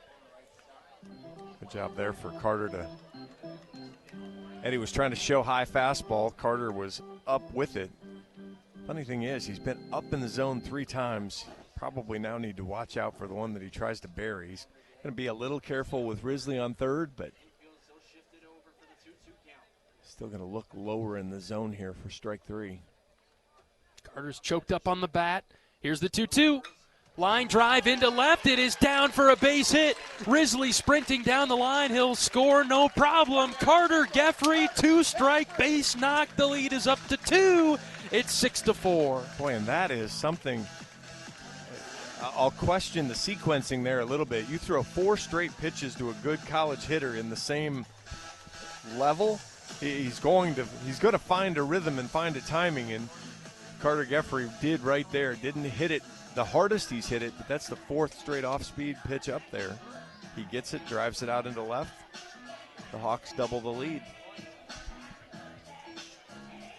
Can breathe a little easier now with an extra run across. Still some work to be done as Max Burt has earned an at-bat here. He'll bat for Brett White. Bertie had a good night last night. He kind of probably earned this swing. You'll probably see then Joey Narrett go in to play left. My guess is you're not going to see Burt play left. That is about as good of a guess as you could make, John. Burt turns away from a pitch that was headed for his shins. I don't want to make fun of Bertie again after we're questioning whether Jay-Z would catch him on the base paths. We need to give him a day off. Yeah. So we'll give him a day off. If he wants to go play left, let him go play left. Time called by UIC here, and we'll see what this is about. We're going to have a mound visit. I think we might get the lefty slinger coming in down there. Oh, they are making the change. That'll do it for Mark Eddy, the bullpen ace of UIC, coming out of the game in the 7th. Iowa got a couple of runs off of him, and the Hawkeyes lead 6-4, and we'll be seeing a new Flames pitcher when we return. This is Hawkeye Baseball from Learfield. Hawkeye Nation, here's something big. U.S. Cellular is now part of T-Mobile. That means Iowa fans are now on America's largest 5G network, bringing even more strength and coverage to every game day and every day. As the official wireless partner of the Iowa Hawkeyes, we're proud to power every call, every post, every celebration. U.S. Cellular and T-Mobile, better together. We love it when the Hawkeyes do their thing, because if there's anyone who can appreciate building a legacy, it's John Deere. We've been growing our team since 1837, recruiting the best thinkers, doers, and makers to craft innovations that outpace the competition. Because whether it's cultivating the earth with a tractor or reshaping it with a 40-ton excavator, the machines we build are building America. Nothing runs like a Deere.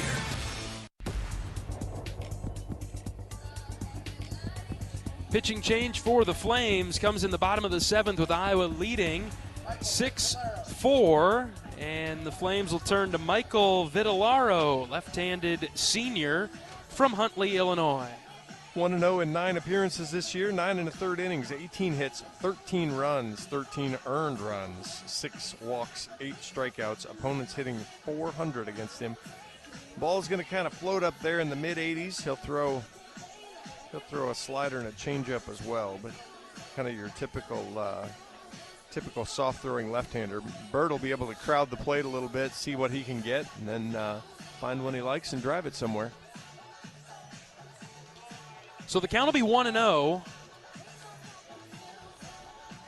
on Max.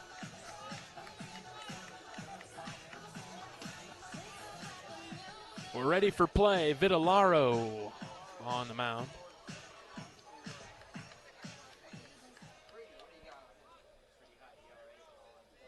Left versus right. And the first pitch to Burt is way high. Popping out of the stance is Curry to grab it. Before it got to the backstop, he was able to get his mitt on it.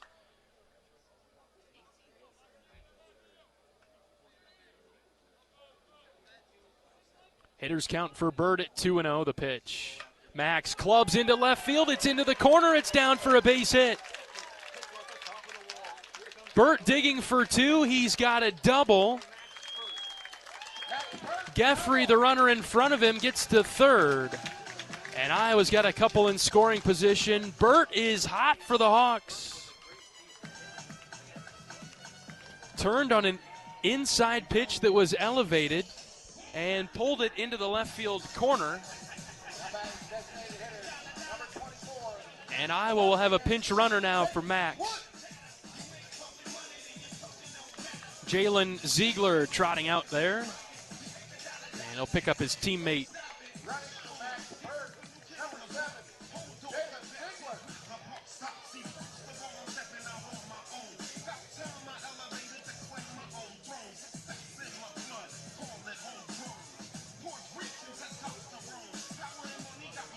A big number here could go a long way. Mitch Wood into the box.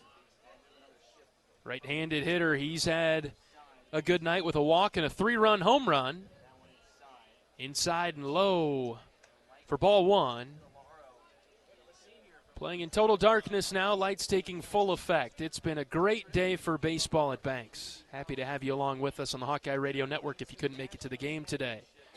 1-0 to Mitch. Swing and a miss. He was trying to double up on another home run, but he missed.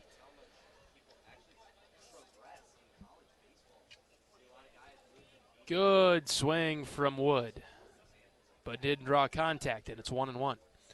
Infield in for UIC. The next pitch, outside, ball two.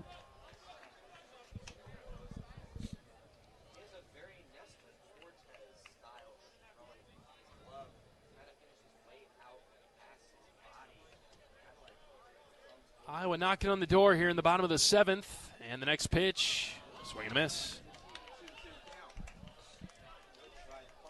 The massive infield in and then shifted is something that's just strange to see. I'll have another conversation loaded up with Coach Pearson.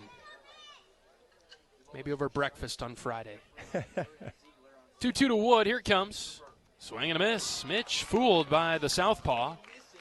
Oh, and he's fired up out there. Look at that. He's shaking his head, nodding it up and down, patting his chest. All right. If I had an ERA over 12 and I struck a guy out, I might feel good about it too. Yep. Especially a guy that has hit a home run a mile today. And in a big spot, I'll give him a little bit of credit. Yeah, strikeout, that's a pretty big deal for them. And Kyle Olivo will bat. He'll go for Kellen Strohmeyer. Let's talk a little bit about, I was thinking about this today too. Let's talk a little bit about what Kyle Olivo did yesterday. Yeah. Here's your guy that is probably your most. First pitch called a strike on the edge. Good take, Kyle. Trusted bullpen arm, starter arm, maybe outside of Maddox Freeze, and then ends up playing shortstop. There's several two-way guys in college. I'm not sure many of them play pitcher and shortstop. 0-1, Olivo got underneath it, scooped it foul, straight back. I'd certainly agree with that. You know, it's whatever, pitcher and, well, we've got Tyler, pitcher and first baseman, Tyler Guerin. You know, a little bit less required effort to play first base. You got to be smart over there, but not much throwing. Yeah, I seem to remember most of the guys. That's my recollection. 0-2 to Olivo, high and out. You know, Peyton Tolley that pitched for Wichita State ended up somewhere else, I think, at the end. But first time I saw him was at Wichita State. You know, he was a first baseman. 1-2 to Olivo. Swing and a miss. Olivo chased a high heater. It was at the top of the zone, probably a strike if Kyle doesn't swing at it. A couple more runners left on in scoring position, but an RBI single for Carter Geffrey pads the lead a touch. UIC still hanging around. Iowa 6 and the Flames 4. We're back for the top of the 8th after this on the Hawkeye Radio Network from Learfield. If you or someone you know is having thoughts of suicide, experiencing a mental health or substance use crisis, 988 provides the direct connection to free, confidential, and compassionate support. When you call, text, or chat 988, you'll be quickly connected to trained crisis counselors who will listen to your concerns, provide support, and connect you to additional resources if needed. There is hope. You are not alone. For 24/7 support, call or text 988 or chat 988lifeline.org. A message from Iowa HHS. Hello, Iowa. Here's a promise. Wherever you are in this great state, University of Iowa Healthcare is here for you, even if you never walk through our doors. Educating, caring, leading research, sharing our expertise with all. Because we believe that UI Healthcare is here to make all of Iowa better. UI Healthcare, changing medicine, changing lives. Visit uihealthcare.org.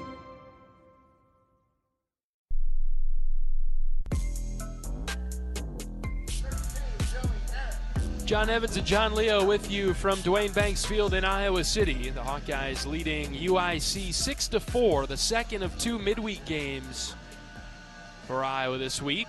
Beat Western Illinois 22-3 in 7 innings last night. Much more competitive, tighter game tonight. Bleeker back to the mound.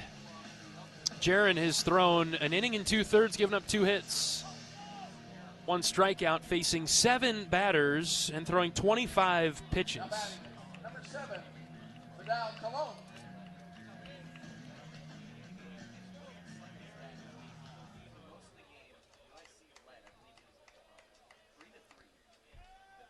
Bleeker ready to pitch. The first one is a call and strike at the top of the zone.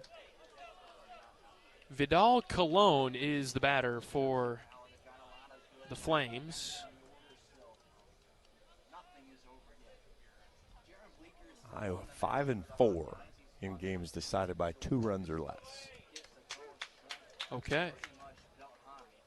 Coin flip. Getting to the 2 runs right now. Mm-hmm. Be great to move to 6-4. No balls and 2 strikes. Bleeker ahead, the pitch. Strike 3 called. 3 pitches. Colon didn't swing the bat, and Bleeker rung him up. That might be the most friendly outside zone we've got, so we'll give Carter Geffrey full marks for snapping that gently back into the to the view of a strike.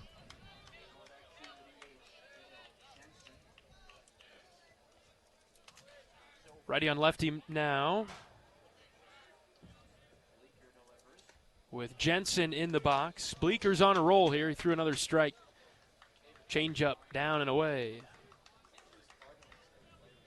Why does like half of UIC's players not have positions or classes? I'm not sure on that one. I blame the new stat system. Oh, I like it. Easy target. Yes. Can't fight back. 0-1. Great location. Low outside corner away from the lefty. Not much you can do with that. Angrily watch it go past. That's all. Next pitch, hit in the air, foul, over to the left. And then the best part, when you get ahead and dominate the zone, then when you can throw a pitch like that, if you're Bleeker, that's up and away, out of the zone. Good job getting contact there from Jensen. Bleeker ready with the next pitch. Here it comes. Low inside corner, a delayed strike 3 call. And Bleeker got him low and in, looking.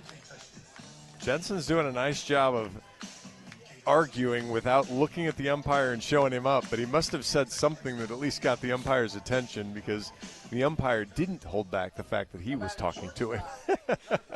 That was like a parent and child deal there, where the child mutters something under their breath but trying to not say it loud enough. Yep. I would know nothing about that. Here's a line drive to center. Risley's there in a very quick 8th inning. 3 up, 3 down, couple of strikeouts for Bleeker, and the Hawks will take a 6-4 lead into the bottom of the 8th. We'll be back in 1 minute. This is Hawkeye Baseball from Learfield.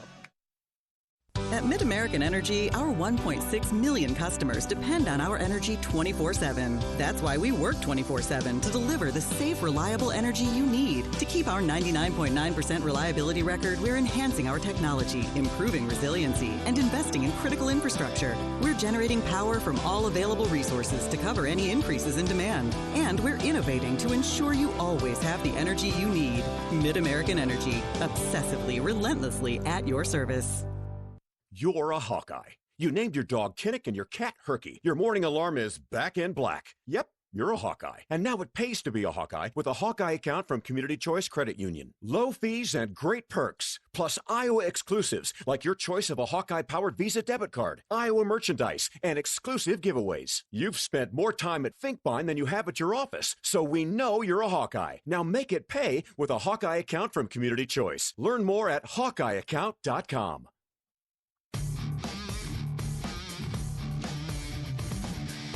Swales, Schulte, Mitchell, the trio of Hawkeyes that are due up in the bottom of the 8th. Iowa 6 and UIC 4. Big weekend ahead for the Hawkeyes, looking to head into it with some momentum after beating Western Illinois last night and ahead of the Flames of UIC tonight 6-4. Indiana in Bloomington, tough place to play. Wind commonly blows out of there, a launching pad. And it really feels like the winner of the series is in great shape to make the Big Ten tournament, and the loser of it will have some work to do. Well, and if you're Iowa and you think about what your upcoming schedule looks like, you better find a way to beat Indiana a time or two, because the rest of your schedule is difficult, to say the least. Ball one up and away to Swales. At Indiana this weekend, and then at home against Illinois the following weekend. Last weekend at Banks. 1 ball, no strikes. The pitch to Swales way outside ball 2. And then after that, at Nebraska, second in the Big Ten. And then over in Des Moines against Purdue, who is third in the league. 91-90 in RPI, 62-13. Swales with a rip and a foul back. And as much as I would like to find something just terrible to say about Nebraska's baseball team, there's not much bad to say about it right now. Fresh off of a 3-game sweep of USC, who swept Iowa. Transitive property does not apply directly to sports. 2-1 is up and away for a ball. And thankfully so. We're going to have to show up. Nebraska's going to have to show up and play those games.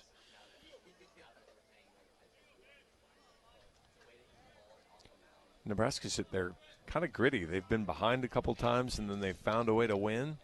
And then they've won flashily as well. Swales sends one in the air to right. Twisting, turning is the right fielder.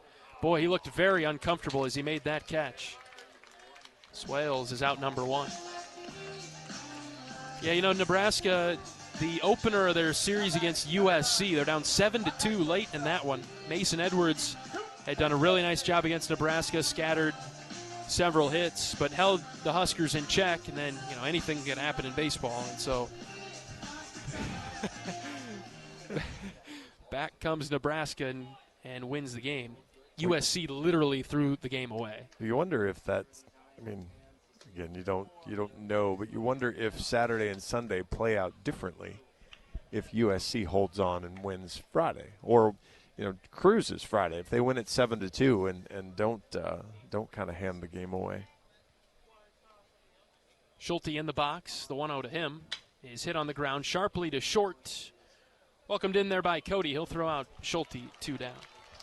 Right, because after that, John, as we know, 2 run rule victories for Nebraska over USC.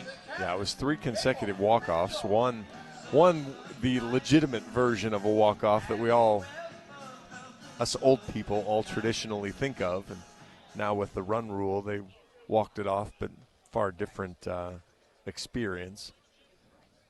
Gable Mitchell in the box. He takes a strike.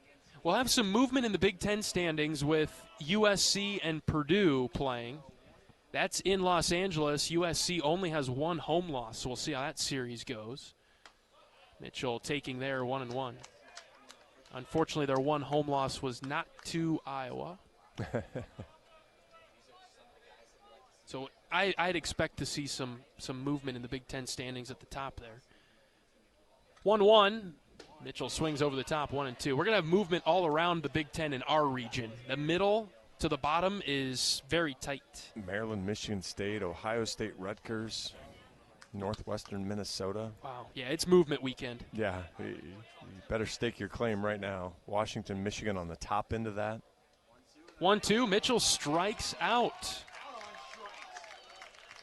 I expect Gable to have a really good game on Friday. That is not, yeah. The funny thing is, he has 2 hits tonight. Yeah. And it feels like a really odd and almost poor game for him. Interesting. One of those nights. It's been kind of all over the place. We haven't felt one like this. I was going to try to close the door in the 9th. It is 6-4 Hawks. Last chance coming for UIC. We'll be back in a minute. This is Hawkeye Baseball from Learfield. Whether they roll the dough or pour the joe, bake the bread or greet instead, your team goes the extra mile, and they deserve healthy eyes and a healthy smile. For plans that cover businesses of all sizes, Delta Dental customizes. With employer costs as low as $0, you can offer benefits and be a hero. Affordable coverage is a click away. Visit deltadentalia.com today. Hey everyone, David Kahn here. It's time to play ball. The 2026 season is upon us, and the best way to get in the game is by listening to College Sports Now's official baseball podcast, Dugouts, Dumbbells, and Dingers. Each week, we'll have exclusive interviews with players and coaches that take you inside the locker room as we unpack the top stories of teams all across the country. We're delivering our best fastball, so step into the batter's box and tee us up. Available wherever you podcast on the College Sports Now feed or on YouTube. Just search Dugouts, Dumbbells, and Dingers.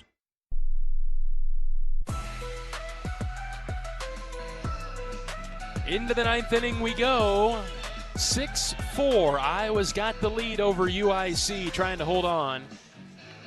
As Jaron Bleeker will get the nod to start this inning. And we'd all like to see Jaron close it. 33 pitches for Bleek so far, so well within a comfortable number for him. 2 2/3, a couple hits, 3 strikeouts.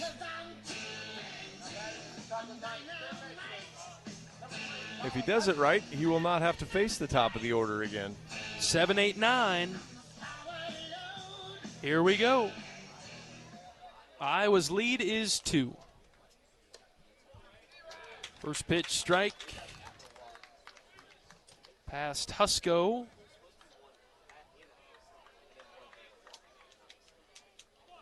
Right versus left here. Husko has been on a couple of times today. The 0-1. Swing and a miss. 0-2. I saw you looking at me. I'm staying away from that court. Keeping a real close eye on you, John. If the game would have got sideways early on, I might have kicked it. But now that we're trying to close it out, I'm going to make sure everybody hears it. Bleeker in front, 0-2. The pitch. Line drive, left field. This is trouble. Long run and down. It's a fair ball into the corner. It'll be a leadoff double for Husko to start the 9th. Boy, jeez. And unfortunately, that right there is where Bleeker runs into trouble. Well ahead in the count. Leaves an off-speed pitch in the middle of the plate. Even has him fooled and beats him. But the ball hits, 3-4 feet in front of or inside the foul line, turns into a double.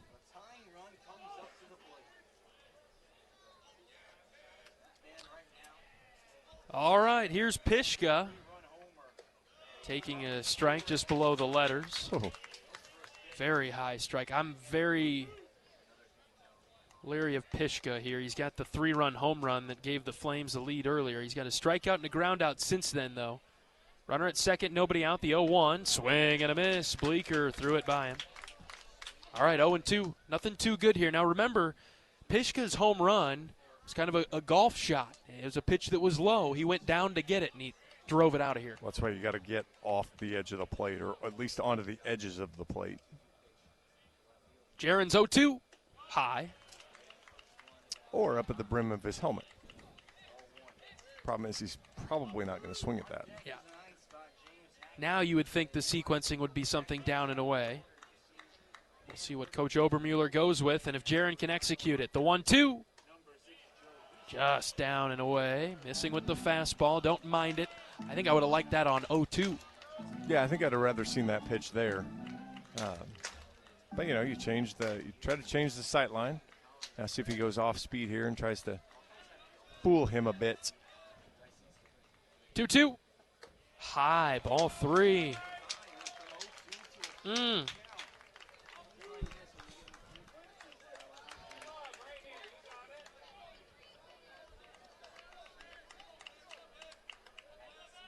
Bleeker gets back on the rubber, ready with the 3-2 to Pishka.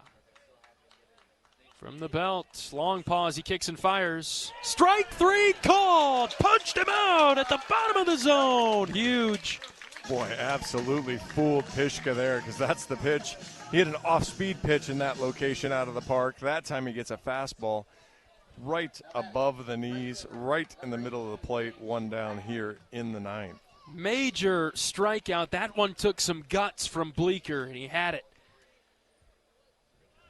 One away for Hackett. First pitch strike from Jaron. He's done a great job with that. 92 dots the inner part of the plate. Ran it in. Great spot.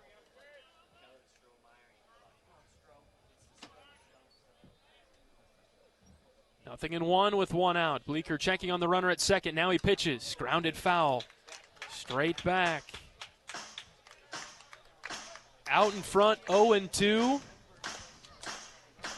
Again, I mentioned it in Hackett's last at-bat. He does have some pop. Average is low, but when he makes contact, it tends to be hard. 0-2 from Bleeker. Sawed him off, hit it foul over to the left. Went right back to that inside fastball that he got the first pitch strike call on, but he left it a little bit over the middle. I wouldn't hate seeing burying the changeup here. Okay. Runner at second, and one away for the Flames in the 9th. Iowa leading 6-4. Bleeker set from the belt. He grips it and rips it. Strike 3 called. Changeup, top of the zone. He got him. Wow. Third base coach is giving the umpire the business right now, and I'm not sure I blame him. That ball was up. First baseman, number 24, Will Flanagan. So roll back around to the top here in Flanagan. 2 outs. Flanagan the last chance. He is the tying run. Bleeker pitches. A strike. Great spot. Love it. Inside fastball. Coach Pearson stepping out of the Iowa dugout, telling the right fielder, Joey Narrett, to back up a few steps with the left-handed hitter in the box. They're basically trying to get everybody, just limit him to a single. He takes another strike, 0-2, similar spot. And Bleeker ahead at 0-2. Fans get up on their feet now.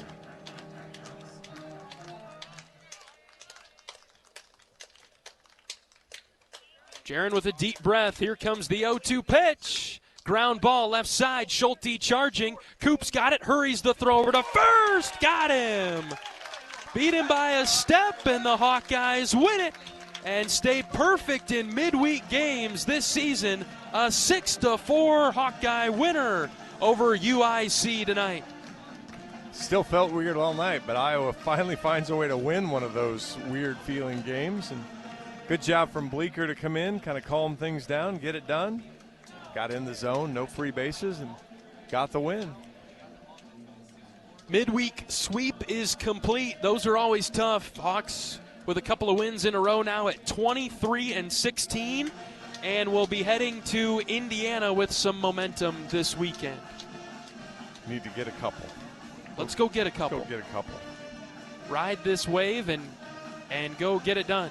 Iowa 6-4 tonight over UIC. We'll begin our post-game coverage after this one on the Hawkeye Radio Network from Learfield. If you or someone you know is having thoughts of suicide, experiencing a mental health or substance use crisis, or just needs someone to listen, 988 provides a direct connection to free, confidential, and compassionate support.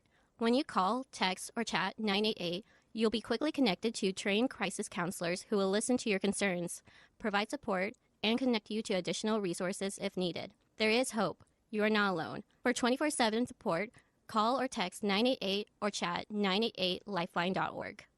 Save time when you shop online with Hy-Vee. Hy-Vee makes it easy to order groceries online through our app or Hy-Vee.com. Pickup is always free. And if you have a Perks Plus membership, you get free delivery and free express pickup. Shop online with Hy-Vee and you can create and save grocery lists, shop the sales, and get fuel savers. Talk about convenient. Order groceries online today. Check out Hy-Vee.com or download the Hy-Vee app.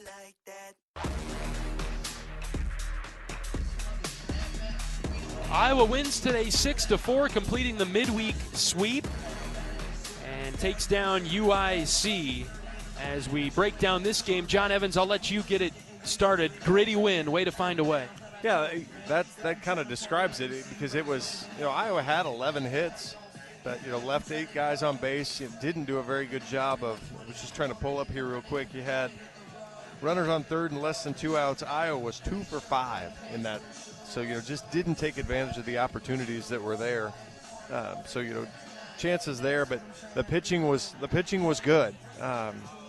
It's particularly Brolin Frost and Jaron Bleeker. I mean, they came in through your last 7 innings, gave up 1 run, 3 hits, just a couple walks. So you'd take that on a weekend. And I think that was not quite the plan. Coach Heller thought this would be more like a traditional midweek with a new pitcher every inning, but he went away from that pretty quickly after Brady Ferguson started and went an inning and a third, giving up 2 runs with 2 walks and 3 strikeouts. Bo Leisure came in and threw 2/3 of an inning, basically getting Iowa out of the second. And then he went to Frost and Bleeker the rest of the game, that each pitched 3+ and gave up a combined 3 hits and had 7 strikeouts. Well, they were incredibly efficient. Frost only threw 40 pitches, and Bleeker, to get 1 more out, threw 49. And so they were good. They were in the zone. They dominated. And you had mentioned it during the broadcast early. Sometimes you need a lot of you need everybody to be on if you're throwing 9 different guys. And unfortunately, it was 4-3. It was 4-4. You had a tight game, and so Coach just decided he was going to ride the hot hand and let those guys get the outs. They didn't let him down. Frost ran into a little trouble as he tired, but then Bleeker came in, mostly got out of that inning with minimal damage and got it done. I think we always do a pretty nice job of gauging what type of win that is for Iowa. I don't know if we've had a win like that this year where it felt difficult. It was kind of back and forth, and the Hawkeyes wound up on top. I'm trying to think back this season where we've had a back and forth game that's gone our way. Yeah, I haven't. Obviously, I've missed more games this year, but certainly don't feel like we've had very many of those at home. It's kind of been an all or nothing thing more on the home front this year. But hey, you'll take them all right now. And now 9-0 in midweeks. As Coach Sutherland jokingly said to me, midweek national champions. That's right. I think now, to your point that you mentioned, take this momentum and carry it into the weekend would be his message to the guys. Good deal, John. We'll see you when we get back from Indiana. Sounds like a winner, buddy. All right, good to see you. We'll be back to talk with Coach Sutherland after this on the Hawkeye Radio Network from Learfield. Hey fans, I know you'd do anything for a win on game day and an ice-cold Bud Light. Because whether you're tailgating in the parking lot or parked on the couch, sitting on your lucky stool at the bar, or standing in the fans section all game long, the clean, crisp taste of Bud Light turns a win into a win-win. And there's nothing easier to enjoy than that. Bud Light. Easy to drink, easy to enjoy. Enjoy responsibly. Anheuser-Busch Bud Light Beer, St. Louis, Missouri. You're a Hawkeye. You named your dog Kinnick and your cat Herky. Your morning alarm is back in black. Yep, you're a Hawkeye. And now it pays to be a Hawkeye with a Hawkeye account from Community Choice Credit Union. Low fees and great perks, plus Iowa exclusives like your choice of a Hawkeye-powered Visa debit card, Iowa merchandise, and exclusive giveaways. You've spent more time at Finkbine than you have at your office, so we know you're a Hawkeye. Now make it pay with a Hawkeye account from Community Choice. Learn more at HawkeyeAccount.com.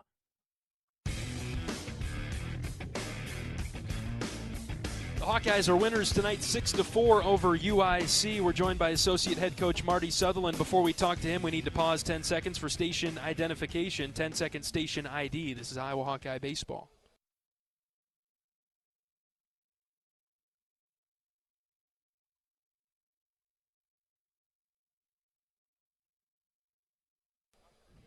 All right, Coach Sutherland, a different type of win tonight compared to yesterday, but 2-0 in the midweek. Well, I think, again, you get a pretty good pitching performance. Especially the back half of that game. Brolin and Jaron were outstanding. You get six and change out of them, or 7 innings out of them, 1 run, 2 walks, 7 strikeouts. Just a really good job. Brolin just, it's a good outing as he has had as a Hawkeye, but he's been trending in the right way. I mean, it's similar to Cole. He hasn't been up and down like that the whole year. It's basically been 1 inning. So for him to get into the 4th inning of work, pretty impressive. Just really good job by those 2 guys. A little shaky early, but Brady worked through some stuff. But wasn't quite as sharp as he needed to be, but kind of got out of that inning. It could have been worse. It's just a 3-run homer, but after that, we don't give up. You just give up the 1 run, and and offensive, we just kind of did enough. Not the best night, but did enough and had some big hits for sure. This felt like a game that, the offense showed it yesterday. Maybe it was time for the pitchers to show it today. And although the pitching was good yesterday as well, this felt like a more pitching-focused game tonight, at least from up here. Yeah, frustratingly so, to be honest. I mean, we're 5 for 16 with runners in scoring position, and it's been the bugaboo. And we just have some really poor at-bats in situations that can't happen. We were 2 for 5 with runners on third and less than 2 outs. 2 of those were punch-outs, against guys who don't punch guys. And that's the stuff that, look up at the end of the year, and it just hasn't been good enough. And that's why we are inconsistent offensively scoring runs, why you're averaging 5 and 6 runs outside of those days that you have 22-run outbursts. It's just the consistency is really, it's been frustrating. And, they knew what they were going to get. They got what they're going to get. We didn't execute. We do a really poor job with runners on second base and nobody out. We do a really poor job moving. And something that's been a staple of our program, first and third, being able to execute safety squeezes. We haven't done it one time. We don't execute that stuff at all, and we practice it. That's a mindset. That's somebody going in the box and being indecisive and not believing in themselves. And, that's the stuff that really is you're going to look up at the end of the year, and if you're not where you want to be, it's going to be because of those things of being, yesterday we're 9-10 with runners in scoring position. You're not going to be 9-10 every single day. You can't be 5 of 16. You got to move the ball better. We get a big 2-out hit by Gable. Carter has a big hit. Obviously, Mitch's 3-run homer was enormous, but that game should be 10-4. And the amount of things we leave out there, it's heartbreaking. And we only punch the 5 times or whatever, maybe. It ends up with 7 because we did a little bit late. But 3 of those were runners on third. 3 of those were with runners in scoring position. And with less than 2 outs and a runner on third, the ball needs to get forward. And there's no excuse for that. As much as we work at it, there's no excuse for that. I obviously have to do a better job, but we have to buck up in those situations. It's enough talk. And it's, again, with runners in scoring position, it's a hard thing as a coach because it can get a little mental and it can get too oppressing. But, sorry, that's the reality. Yeah. The reality is you have to play better in those spots or else you're going to look up at the end of the day and have a ton of missed opportunities and be in a dogfight when the game should have been out of hand. And that's the frustrating part, and we're just not there. We just don't put it together enough times. We can do it in spurts. But as far as at any point in this year, we've not done it for more than 2 or 3 games in a row. Mm-hmm. And it's why we've never kind of went on a winning streak. We're kind of 2 up, 1 down, or 3 up, 2 down. Those are the inconsistencies offensively that have been really frustrating because you look at the numbers, and the numbers are solid. It's just we don't perform well in those spots. And a lot of times when you aren't, it's because you're making the moment bigger than just competing with the pitcher and competing with the pitch. You're too caught up in what else is going on there, and then you start pressing and you grip the bat tighter instead of just having confidence that he's got to throw the damn thing over the plate. Yeah, right. And when you get it over the plate, you're on time and you bang it. So is it a focus thing, Coach? No. Is that okay? No. What do we have Do you have the source of where the fix is? The source is it's been enough of a problem that they know it's a problem, and so when they go to the plate, they get outside of just competing with the pitcher. And that's where we struggle, and it's really you can put that on all of the struggles on the mound as well. It's all of this residual of the past, and the past no longer matters. You cannot undo it, right? All that matters is the pitch ahead of you, and we're just not getting to that spot enough. We are concerned about the other things, and then we get in those spots, and it's like, I got to come through, I got to do this. And that's BS. It's never going to work. It hasn't worked in the history of baseball. And you have to have a clear mind and use the things we talk about. Use the mental game. Use your at-bat routine to get you on to that pitch, because it's all that matters. And that's not easy. I'm not saying that that's an easy thing to do, but if you want to be good and you want to be successful as a group, that's what has to happen 80% of the time. And right now it's not happening 80% of the time. It's happening 50% of the time, which leaves you with a lot of empty calories on the bases. And that's what it is. And so sometimes, you don't like to talk about it a lot because it makes it more present in their minds. But it's like, hey, it's big boy time. Yeah. You got 15 games left in your regular season or whatever it is, somewhere in that range. You're either gonna do better at this or you're gonna be at home earlier than you want. So that's the reality, and I think you got to be transparent at that, at this point, because it is what it is. So again, I know fans don't always love to hear this type of talk. The right guys are in that dugout, right? The right guys are capable of going up there and doing it. It's just a matter of believing in the process and believing and leaning into making the pitch a new event. That's all you can do. Every pitch, every time the ball is back in the pitcher's hand, whether that be our pitcher or we're at the plate, it's a new opportunity. It's a new event. The only way other things affect that is myself. I let that affect me. So, again, that's maturing. That's playing. All of those things happen as you've played a lot. But we played plenty to this point to be better. So we will be better. That's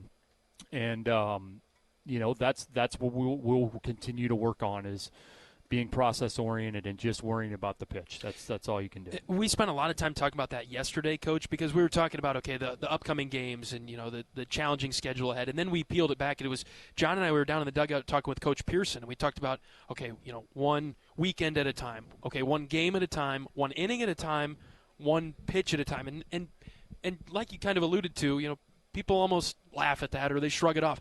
But that's what the reality is. It is one pitch at a time, and if we hear you guys talk about the funnel all the time, get it in for just one pitch, one play at a time, and see where the process takes you.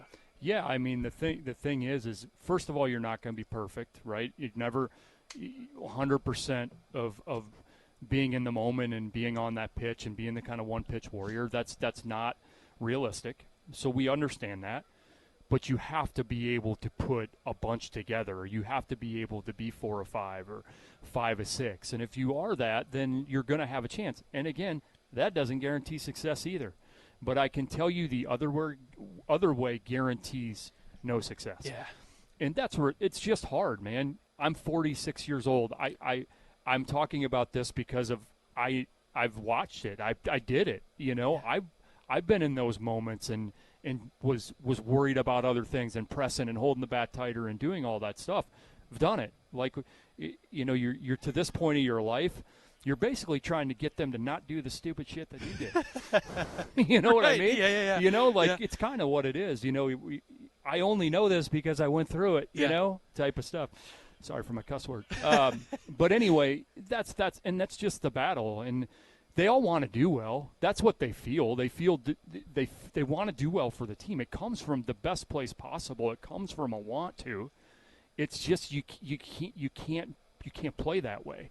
You can just only play within yourself and again be in the moment. And so that's what we continue to talk about. It happens in every sport. I think maybe it's more prevalent in our sport because it's just difficult. And you can do all the right things. I feel like if you do all the right things in 90% of the sports, you're going to get payoff. Mm-hmm.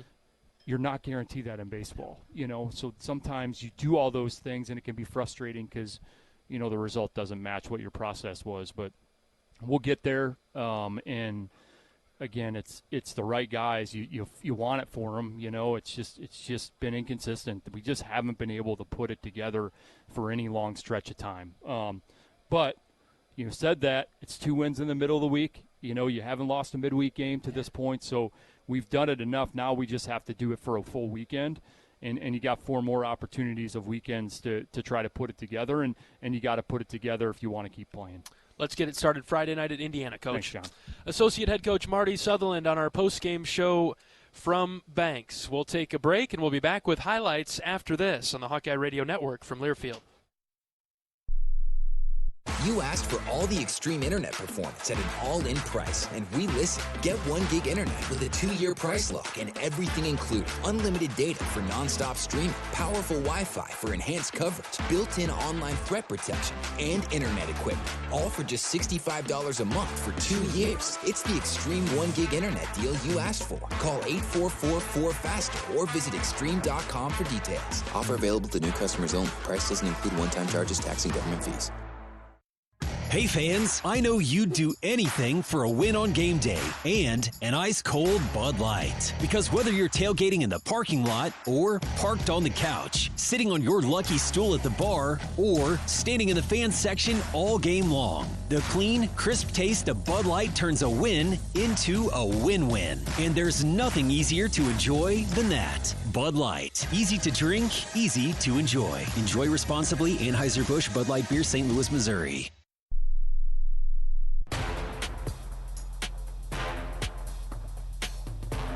Iowa takes care of UIC tonight 6-4, and perfect through the midweek slate this year, 9-0, picking up 2 wins this week. Pretty spirited conversation there with associate head coach Marty Sutherland. I think the guys will be fired up and ready to go for the weekend at Indiana. It's a big one upcoming. Let's relive the highlights of tonight's 6-4 winner over the Flames.